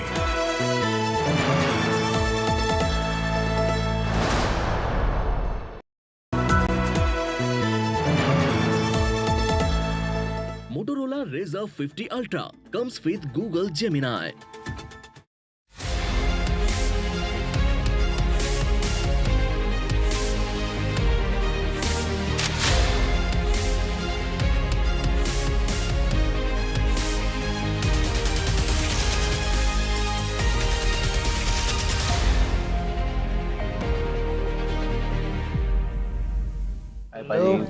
नया फोन? बिल्कुल मेरे जैसा। तेरा ही फोन है। टीम बस में भूल आया था तू। क्रिकेट के बाद का प्लान ऐसे मत भूल जाना भाई। क्रिकेट के बाद का प्लान मतलब पाजी? मतलब रिटायरमेंट का प्लान। इस जनरेशन ने तो उस बारे में सोचा भी नहीं होगा। नहीं भाई पहले मैच से ही सोचा है, इसलिए तो वो कर रखा है। वो मतलब क्या? वही जो सब लोग सही है करते रहते हैं। म्यूचुअल फंड्स में SIP। म्यूचुअल फंड्स में SIP। अगर ऐसे भूल भी जाओ ना तो भी रिटायरमेंट का प्लान बैकग्राउंड में चलते रहना चाहिए ताकि आगे की लाइफ सेट रहे। सही है। म्यूचुअल फंड निवेश बाजार जोखिमों के अधीन है। योजना से जुड़े सभी दस्तावेजों को ध्यान से पढ़ें।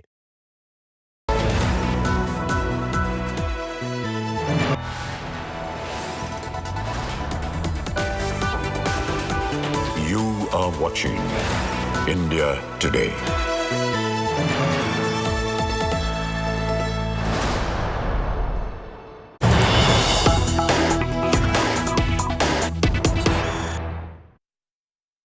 Some news just coming in. This is what sources are indicating on what possibly happened in today's Joint Parliamentary Committee meeting. The scuffle broke out when the presentation on Odisha was going on. Various retired judges, senior advocates and intellectuals were present during the meeting.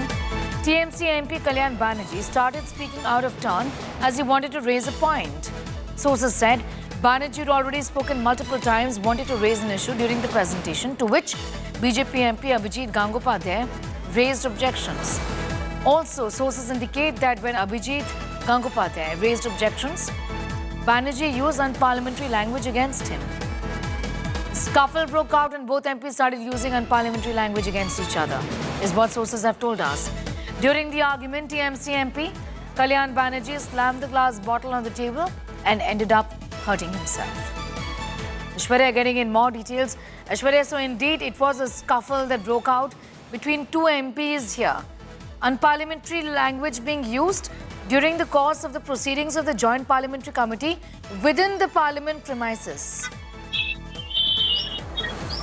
Well, Sneha, this is not the first time we have seen these kind of languages being used. It was happening, but not to the extent to which it happened today. And that's the reason why between the scuffle that was, the exchange of words actually got so heated, because a lot of MPs started saying that Kalyan Banerjee had spoken multiple times, but he wanted to raise a point. And when the other MPs asked him to sit down, to be quiet and to only make his point when he was asked to make a point, that's when things really got out of control. The bottle which was kept, the water bottle, let me tell you, which was kept in front of Kalyan Banerjee, in a fit of rage, he actually smashed it, hurting himself, and also, spreading the shards of the glass onto the table of the other people who were sitting close by. So that's what happened today.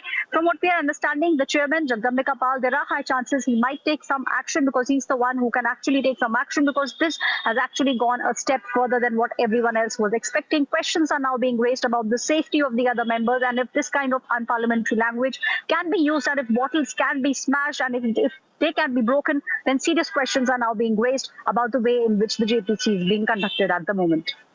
Absolutely. Questions are being raised about the safety of the other members and the others who were part of the JPC and were called in as well, who discussed the WAF bill, isn't it, Aishwarya? This is the behavior which is unbecoming of a sitting member of parliament. Give us a sense of what possible action could be taken. Is that even being discussed right now?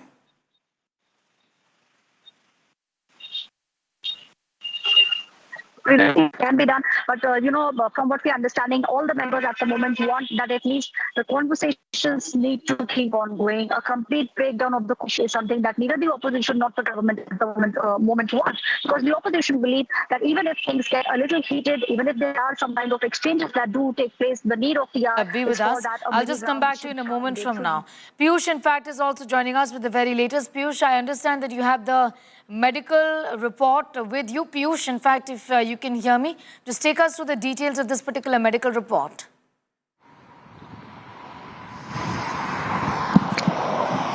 Well, yes, Sneha, we have accessed the medical report of Kalyan Banerjee. Remember that soon after the verbal spat, and when Kalyan Banerjee slammed the glass bottle on the table, he was taken to the CGHS dispensary. This is what we are now given to understand, and following which a medical report has also been prepared by the doctors, which says that the blood pressure of Kalyan Banerjee at the time was 149/88, and it is also suggesting about the wound on the right thumb of Kalyan Banerjee, which was actively bleeding.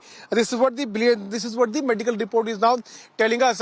If you talk about the entire situation, what we are learning from our sources now is that the verbal spat between Abhijit Gangopadhyay and Kalyan Banerjee took place when the presentation on Odisha was going on, and at that time various intellectuals, including senior advocates, retired judges, were present. While the presentation was going on, Kalyan Banerjee started speaking out of the turn, to which Abhijit Gangopadhyay objected and said that he had already been given multiple times to speak.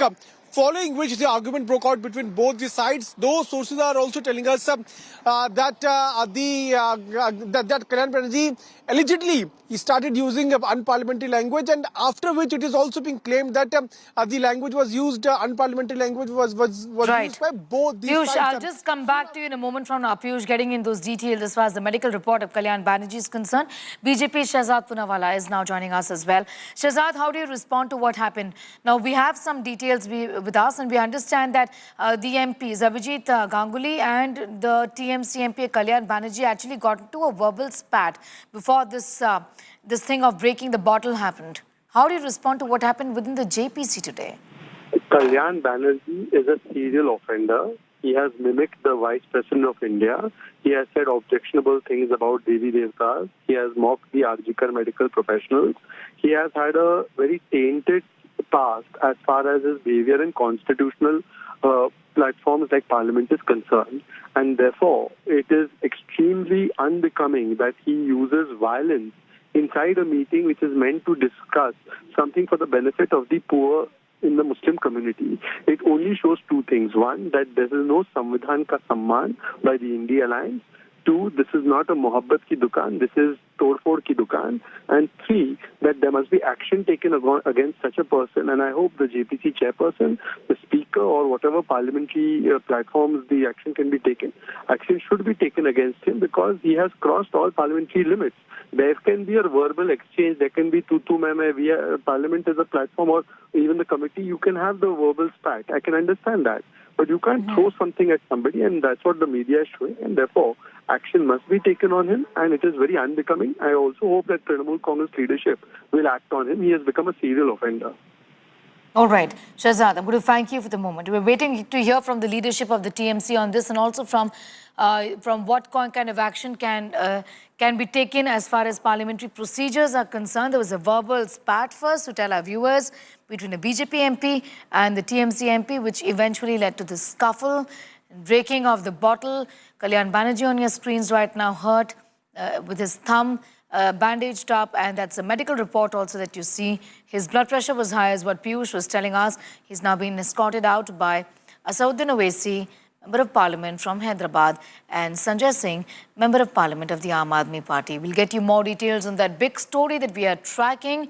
For the moment, it's time for a quick commercial break. On the other side, Tamil Nadu Deputy Chief Minister Udayanithi Stalin has refused to apologize on Sanatan slander. Brazen on Sanatan slander, he says, "I'm grandson of Kalagnar, won't apologize."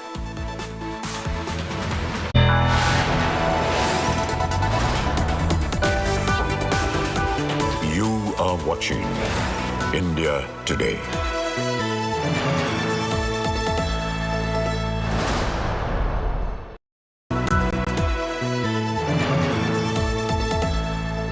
Motorola Razr 50 Ultra comes with Google Gemini. Hi, I am AI anchor Sana, bringing the top headlines for you, presented by Motorola.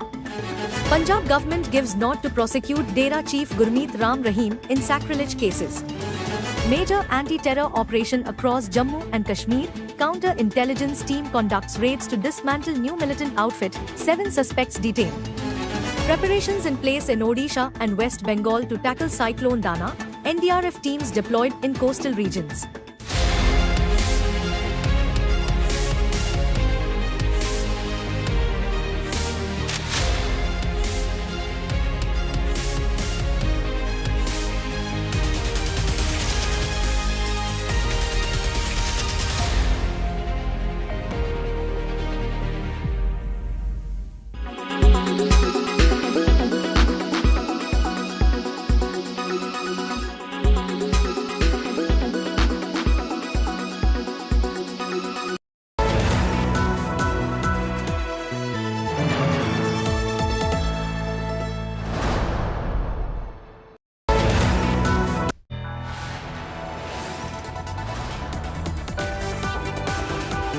You are watching India Today.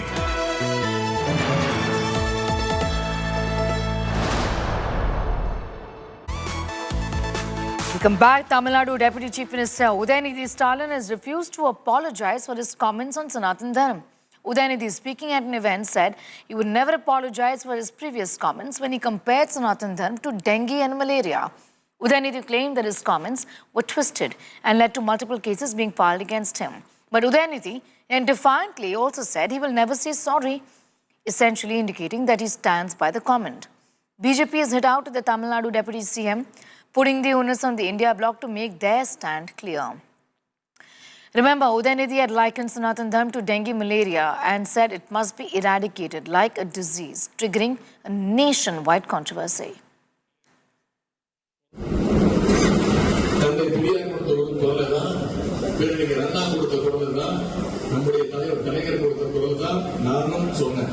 இதற்கு தான் நான் சொல்லாத சொன்னதா பொய்யா திருச்சி என் மீது தமிழ்நாட்டில் மட்டுமல்ல இந்தியாவில் உள்ள பல நீதிமன்றங்களில் இப்போது என் மீது வழக்கு போடப்பட்டிருக்கு. என்ன நீதிமன்றத்தில் மனு கேட்க சொன்னாங்க. நான் சொன்னதுதான் நான் கலைஞர் பேரை எதற்கும் மன்னிப்பு கேட்க மாட்டேன்னு நான் நீதிமன்றத்தில் அந்த வழக்கு சந்தித்து கொண்டிருக்கின்றேன். He has now said he stands by those comments. That is his right. He's facing the legal consequences also. But what is to be noted is that Mr. Udayanidhi Stalin singled out Sanatan Dharma to make such distasteful comments, such condemnable comments. He didn't say it for any other religion. He doesn't have a view, it seems to be, on any other religion. Therefore, the question that he cannot escape from is it a political agenda in create a sort of a favorable impression with somebody else, another segment of society, a sort of a vote bank appeasement politics? And this is a charge that will remain on him. Congress says that India Alliance is a mohabbat ki dukaan. Will he say that this is mohabbat ki dukaan or this is nafrat ka saman? Will Uddhav Sena, who talks about Hindutva and Sanatan, take a position against this? Uddhav Sena, today you must tell us. Rahul Gandhi says Shakti se ladenge, Hindu Hinsak, Ram Mandir Pran Pratishtha Naaj Kana, Ramcharitmanas is potassium cyanide for Samajwadi Party, Hindu Dharm Dhoka, Mathadish is mafia, Sanatan Samap, Sanatan is bimari. And not only are they saying this, they are brazen about it. And what are you doing? You are silently watching. You compromised on Hindutva, you compromised on Savarkarji. जो लोग सनातन पर सन की सियासत करते हैं उनको समय समय पर जो है वो इसका जवाब मिलता रहा है. अब अगर उनकी सनातन पर सन की सियासत ही उनका जो है वो सियासी यूएसपी है तो ये बात समझ लें कि इस तरह की सन की सियासत उनका सुपड़ा साफ करेगी. The way people perceive Sanatana Dharma is different across. They equate Sanatana Dharma with Hindu religion, which we do not do here in the state of Tamil Nadu. For us, Sanatana Dharma is something else. DMK is a party which has fought against caste oppression. DMK is a party which has fought against caste hegemony by a few upper caste Hindus. So that is where we stand. The BJP, as usual, they are not able to do anything good for the people of Tamil Nadu or the entire country. They are not able to deliver on their promises. There is zero governance. So they want to divert the attention and they take up this easy plank of hurting the sentiments of Hindus, as though BJP is the savior of all the Hindus. We cannot criticize anybody's religion's faith. Whatever may be the thing, as a deputy CM of Tamil Nadu, he has to follow whatever the religion people follows their faith. We will not criticize anybody's faith. So it is not right on the part of Deputy Chief Minister Udayanidhi Stalin. We cannot accept his opinion. Listening to what Udayanidhi Stalin had said last year on Sanatan Dharma. சிலவற்றை நாம் ஒழிக்கத்தான் வேண்டும், எதிர்க்க முடியாது. கொசு, dengue காய்ச்சல், malaria, corona இதையெல்லாம் நம்ம எதிர்க்கக்கூடாது, ஒழித்து கட்ட வேண்டும். Pramod Madhav getting in more details on that story. Now, Pramod, the fact is that here the BJP is trying to corner members of the India Alliance, partners of the DMK, the Congress. Also, in the state of Maharashtra, where elections are due, Uddhav Sena. Questions are being asked of the Uddhav Sena and of the Congress and others associated with the DMK, what they think about these comments, given that Udayanidhi continues to be defiant, isn't it? Well, Sneha, there is a very important equation that is at play at this point, because when it comes to India Alliance across the nation, it's an entirely different equation. When it comes to Tamil Nadu, the actual party that leads the India Alliance is DMK, and that's the reason. On one side, he's a deputy chief minister, but also he's a son of Chief Minister M.K. Stalin. In fact, very clearly, every other party, be it CPI, CPM, VCK, and even leaders from Congress party are actually aligning with what Udayanidhi Stalin, the deputy chief minister, has said, and that's the reason nobody's here to actually question him. Also, DMK has very clearly made it that Udayanidhi Stalin has decided that he will not apologize on this, and they claim that in the state of Tamil Nadu, Sanatan Dharma is completely seen differently from Hinduism, and they are maintaining that status quo, and they're claiming that Udayanidhi Stalin, the deputy chief minister, will not apologize, Neha. Well, absolutely. Will not apologize. Continues to be defiant. I'm going to thank you, Pramod, for getting in those details.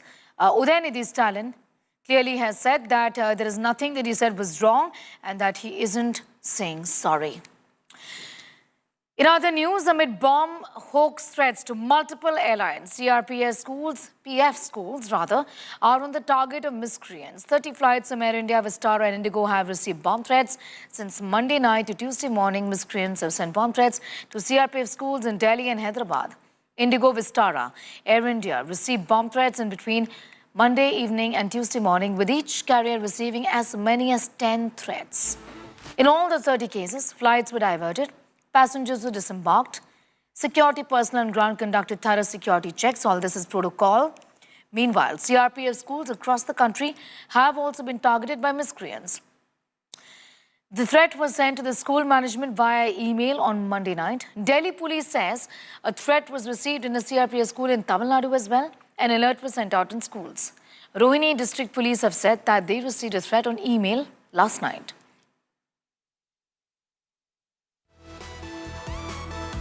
CRPF schools also getting bomb hoax calls after an explosion took place right outside a CRPF school in Delhi's Rohini area. This time around, the calls have been made in a school in Tamil Nadu, and that's the reason why additional precautions are being taken. CRPF schools across the country have been targeted by miscreants. A threat was sent to the school management via email on Monday night. Delhi police says a threat was received in a CRPF school in Tamil Nadu, and hence an alert was sent out in schools. Also, remember, hoax calls have been received by various airlines and diversions have taken place. As per protocol, security personnel on ground conducted thorough security checks, leading to a great amount of inconvenience at the airports. Now, Indigo, Vistara and Air India have received bomb threats in between Monday evening and Tuesday morning, with each carrier receiving as many as 10 threats as per officials. 30 flights from Air India, Vistara and Indigo have received bomb threats since Monday night to Tuesday morning. Remember, in the last 1 week or so, over 100 hoax calls have been received by various airlines, leading to a fair amount of disruption. The government has also been in a huddle, saying that they're now... Sir, thank you so much for speaking with us. Thank you so much. Officially, Amravati, drone summit has been flagged off. Yes. What do you have to say? I think we have to get used to this situation now that CBN has come back as Chief Minister of Andhra Pradesh. He's a continuously working machine. And his whole idea is to develop the state as one of the best destinations in the world for technology, for knowledge, for education, and and many other things. And he feels that if Andhra can contribute to the economy, that itself is going to be a growth provider for the whole country also. And with that idea, he wanted to ensure that the potential of drones can be unlocked in the state of Andhra Pradesh. And with the collaboration of Ministry of Civil Aviation, we have done a summit here in Amaravati. And you look at the response. We thought it will be 1,000 to 1,500 people who would gather here, but it was more than 6,000 also. And with this kind of response, you can see how the younger generation is so much attracted towards drones. And now we have to provide them the platform, provide them with the area, provide them with all the necessary facilities. And I was very happy to see that the Chief Minister has announced 300 acres specifically for establishing of a drone city. And we are also with this idea that if there can be some kind of centers or these areas or specific zones that can bring in manufacturing, investment, or let it be R&D, testing. So all these, if they can bring into an integrated model, that is going to be a game changer for the whole industry. And I believe that what Chandrababu Naidu ji, what he is doing and also what he is saying is going to be a lot of value to especially the drone industry. And we are going to see how we can facilitate from the Ministry of Civil Aviation to take this forward. So drone city and then drone policy, all of these are on plan for Amaravati and for Andhra Pradesh. Do you think it's going to be like IT hub is Bangalore, it's going to be a drone hub for India? Yes, one thing is that the man behind it is Chandrababu Naidu. Once he speaks something, he puts so much thought into it, and he not only sees for the next 1 year, 2 years, or he visions it for 20, 30 years. So he can sense a technology which is going to be useful 20 years ahead of time, and he wants to build the foundation right now itself, and that is exactly what I'm seeing with the drone policy here. Many people might not understand it, but he is taking the feedback from the industry itself. It is a draft policy they have put forward. Now with all the industry players from across the country, they are coming here. They are put for discussion sessions here. Feedback is being taken from them, and once they're given all the feedback, they want to formulate it and they want to create the best policy in the country itself. So that is one way to say. Recently, we've seen a lot of, bomb alerts and threats that have come up. How is the ministry trying to curb all of this? Yesterday also I've mentioned that whenever these incidents happen, our first and foremost thing is that we don't compromise on the safety and security aspect. Whatever protocol is there, whenever we receive these kind of threats, that is going to be strictly followed. In fact, once this happened, we have increased the security measures also. We have increased the surveillance at the airports or in the overall aviation sector. Saying that, we are seeing that most of them are hoax. All of them are hoax. And once we are doing it, we see the inconvenience that it is being created for the airlines, especially financially, and also the passengers losing out on time, the inconvenience, the frustration they had to go through. I sympathize with all that. So we are trying to see what better procedures can be brought in. So whenever these kind of calls happen, how best we can efficiently delegate the powers of each and every institution which is involved. Of unlawful activities in civil aviation. Suaska Act is there, so we are looking at an amendment in that. So we have put forward those things to the concerned departments. Once we get their briefing, we are going to see what next, how to go proceed on this one. All right, so you heard from the Civil Aviation Minister on what the government now intends to do as far as that big headache of hoax calls concerned. Moving on, let's tell you a little about what's happening in the city of Bengaluru. Pothole menace resurfacing here after incessant rains lashed the city over the last few days. Kendriya Vihar apartment in Yelahanka of Bengaluru continues to remain flooded. 2 incidents of commuters having a close shave because of potholes in the city has yet again put the focus on the Siddaramaiah government, with the BJP hitting out to the Congress government. Kendriya Vihar apartment in Yelahanka and Bengaluru has been flooded after heavy rains lashed the locality. Boats were used to rescue stranded residents. Disaster response teams have been pressed into action. In an incident reported from Varthur in Bengaluru, a specially abled fell off the scooter after she drove on a pothole-riddled road. Commuters travelling on the stretch came to the rescue of this woman here. In another incident reported from the Hennur-Bagalur road in Bengaluru, a commuter flipped and fell off the scooter after he drove on a pothole-riddled road. The government here has blamed the rains of pothole menace. Siddaramaiah Sarkar claims that officials have been told to fill the potholes ASAP. The opposition BJP and the JDS meanwhile alleged that the Congress government in Karnataka looted the taxpayers' money and demanded accountability from the officials.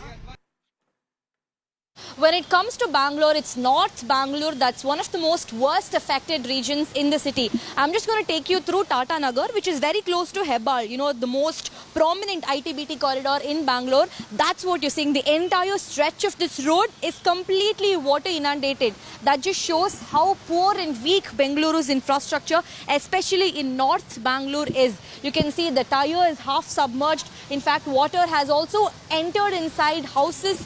You know, people have been saying that their halls were flooded, water has flown inside their kitchens, completely making a mess out of the whole situation. It's just this area that's low-lying with very weak infrastructure system. There is absolutely pathetic drainage discharge systems in this area. That's the most worst affected. Absolutely pathetic situation what we are witnessing here in Bangalore. In fact, Revenue Minister Krishna Bairegowda was here just a short while back to take stock of the situation. But no matter how many meetings the bureaucrats and ministers and officers conduct, there really seems to be no respite for the pathetic condition that Bangalore seems to be reeling under.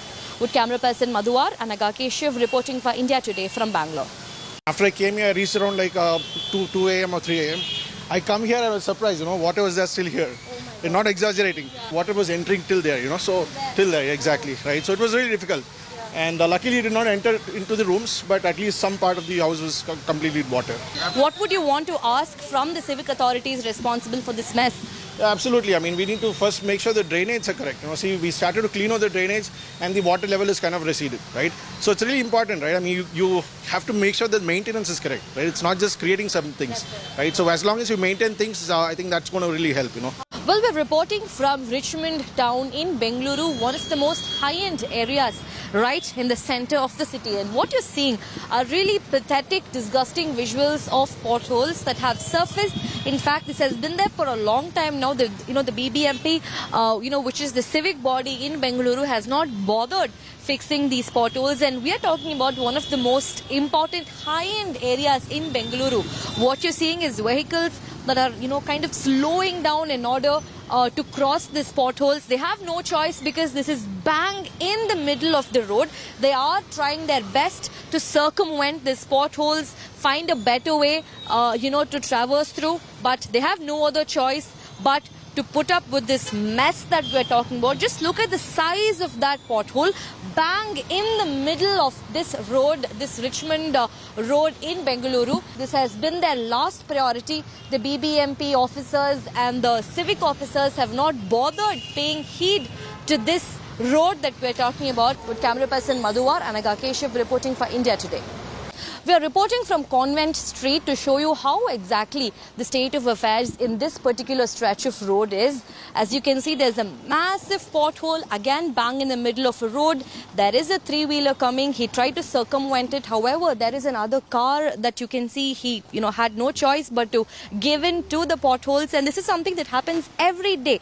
Every single vehicle that traverses through the stretch of road undergoes the same fate of this dangerous potholes, really perilous in nature. If one forgets to press on the brakes, then one can only imagine what's going to happen to the passengers who are seated inside the vehicle, because that's how perilous and huge and dangerous this pothole is. In fact, there are schools nearby. There is Bishop Cotton School, there's Good Shepherd School. There are a lot of children who also use this particular stretch of road to get to school and while going back to their homes. And this apathy in Bengaluru still persists. One can only truly wonder how this huge pothole right in the middle of the road has managed to miss the eyes of BBMP commissioners and officers who boast so highly about the meetings that they have been holding on Bengaluru's pothole situation. But looking at the reality, it really looks like not much is being discussed in the meeting. With camera person Madhuwar and Agakeshiv reporting for India Today from Bangalore. ಒಂದು writing ಅಲ್ಲಿ ಬರೆದು ಒಂದು ಫೋಟೋಗಳು ಹಾಕ್ಬಿಟ್ಟು ಜಾಗ location ಎಲ್ಲ ಹಾಕಿ ಅವರು ಕೂಡ ಕೊಡ್ಲಿ. ಈಗ ತಾನೇ ನನ್ನ ಚೀಫ್ ಇಂಜಿನಿಯರ್ ಕೂಡ ಕರೆಸಿ ನಾನು ಹೇಳಿದ್ದೇನೆ. ಸೊ ಎಲ್ಲ ಒಂದೊಂದೇ ಅಟೆಂಡ್ ಮಾಡ್ತೀವಿ. ಯಾಕಂದ್ರೆ ಮುಂದಕ್ಕೆ ಇದಾಗ್ಬೋದು. Low lying ಏರಿಯಾಗಳಲ್ಲಿ ಕಟ್ಕೊಂಡಿದ್ದಾರೆ. ನಾನು ಅವ್ರದ್ದು ತಪ್ಪು ಅಂತ ನಾನು ಹೇಳುದಿಲ್ಲ. ಕೆಲವು ಮಳೆಗಳು ಜಾಸ್ತಿ ಬಂದಾಗ ಈ ರೀತಿ ಆಗ್ತದೆ. ನಿನ್ನೆ ರಾತ್ರಿ ಎಲ್ಲ ಬೆಳಗಿನ ಜಾವವರೆಗೂ ನಾನು ಕಂಟ್ರೋಲ್ ರೂಮ್ ಅವ್ರ ಹತ್ರ ಎಲ್ಲ ಕಡೆನೂ ಮಾತಾಡಿದ್ದೀನಿ. ಬೆಳಗ್ಗೆ ಮಾಡೋಣ ಅಂತ ಹೊರಟಿದ್ದೆ. ಪಾಪ ಅವರೆಲ್ಲ ಕೆಲಸ ಅಟೆಂಡ್ ಮಾಡ್ತಾ ಇದ್ದಾರೆ. ನಮ್ಮ ಆಫೀಸರ್ಸ್ ಎಲ್ಲ ಮಾಡಿದ್ದಾರೆ. ಈ ತರ ಚೀಫ್ ಇಂಜಿನಿಯರ್ ಕರೆಸಿದೆ. ಈಗ ನಾನು ಈ ಕಡೆ ಇಲ್ಲೆಲ್ಲ ಹೋಗ್ಬೇಕು, ನಾರ್ತೂ ಹೋಗ್ಬೇಕು ಅಂತಿದ್ದೆ. ಬೇಡ ಅದು. ಯಾಕೆಂದ್ರೆ ಅವ್ರಿಗೆ ಪಾಪ ನಾನು ಹೋದೆ ಅಂತಾನೆ ಎಂಟೈರ್ ಟೀಮ್ ಬಂದು ಅವ್ರು ಬಂದಲ್ಲಿ ನನಗೆ ಅವ್ರಿಗೆ ಡಿಸ್ಟರ್ಬೆನ್ಸ್ ಮಾಡೋದು ಬೇಡ ಅಂತೇಳಿ ಫಸ್ಟ್ ವಾಟರ್ ಲಾಗ್ನ ತೆಗಿಲಿ ಅಂತ ಹೇಳಿದ್ದೇವೆ. We have had unusual rains this year, and it's going to continue like this as per the Met Department. Both this year and next year we are having excessive rains, and it's quite naturally when there is incessant and such heavy rains that infrastructure will be damaged. But already the DCM who's in charge of Bangalore has laid out a clear plan for the BBMP for filling up potholes and also ensuring the drainages are cleared. Yes, there will be certain problems initially, but I'm sure that the BBMP is pretty equipped to handle it. Congress model in Karnataka is loot, jhoot and scoot. They loot in Muda, they loot in Valmiki scam, they loot the janta of paying high taxes. Milk, petrol, diesel, water, everything has high prices and high taxes. They give jhoota vadas. They say this will be given free, that will be given free, but basic civic amenities are now going into the complete doldrums, especially in Bengaluru. One rain and the entire city is filled. One rain, the potholes are there.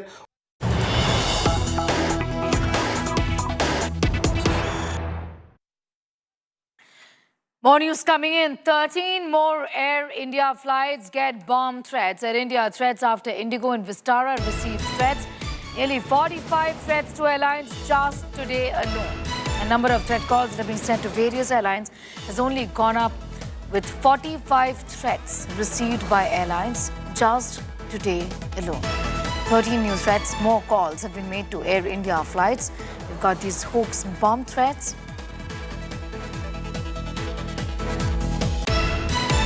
Recently, we've seen a lot of, bomb alerts and threats that have come up. How is the ministry trying to curb all of this? Yesterday also I've mentioned that whenever these incidents happen, our first and foremost thing is that we don't compromise on the safety and security aspect.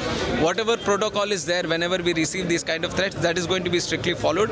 In fact, once this happened, we have increased the security measures also. We have increased the surveillance at the airports or in the overall aviation sector. Saying that we are seeing that most of them are hoax. All of them are hoax. And once we are doing it, we see the inconvenience that it is being created for the airlines, especially financially, and also the passengers losing out on time, the inconvenience, the frustration they had to go through. I sympathize with all that. So we are trying to see what better procedures can be brought in. So whenever these kind of calls happen, how best we can efficiently delegate the powers of each and every institution which is involved. Suppression of unlawful activities in civil aviation. Suaska Act is there, so we are looking at an amendment in that. So we are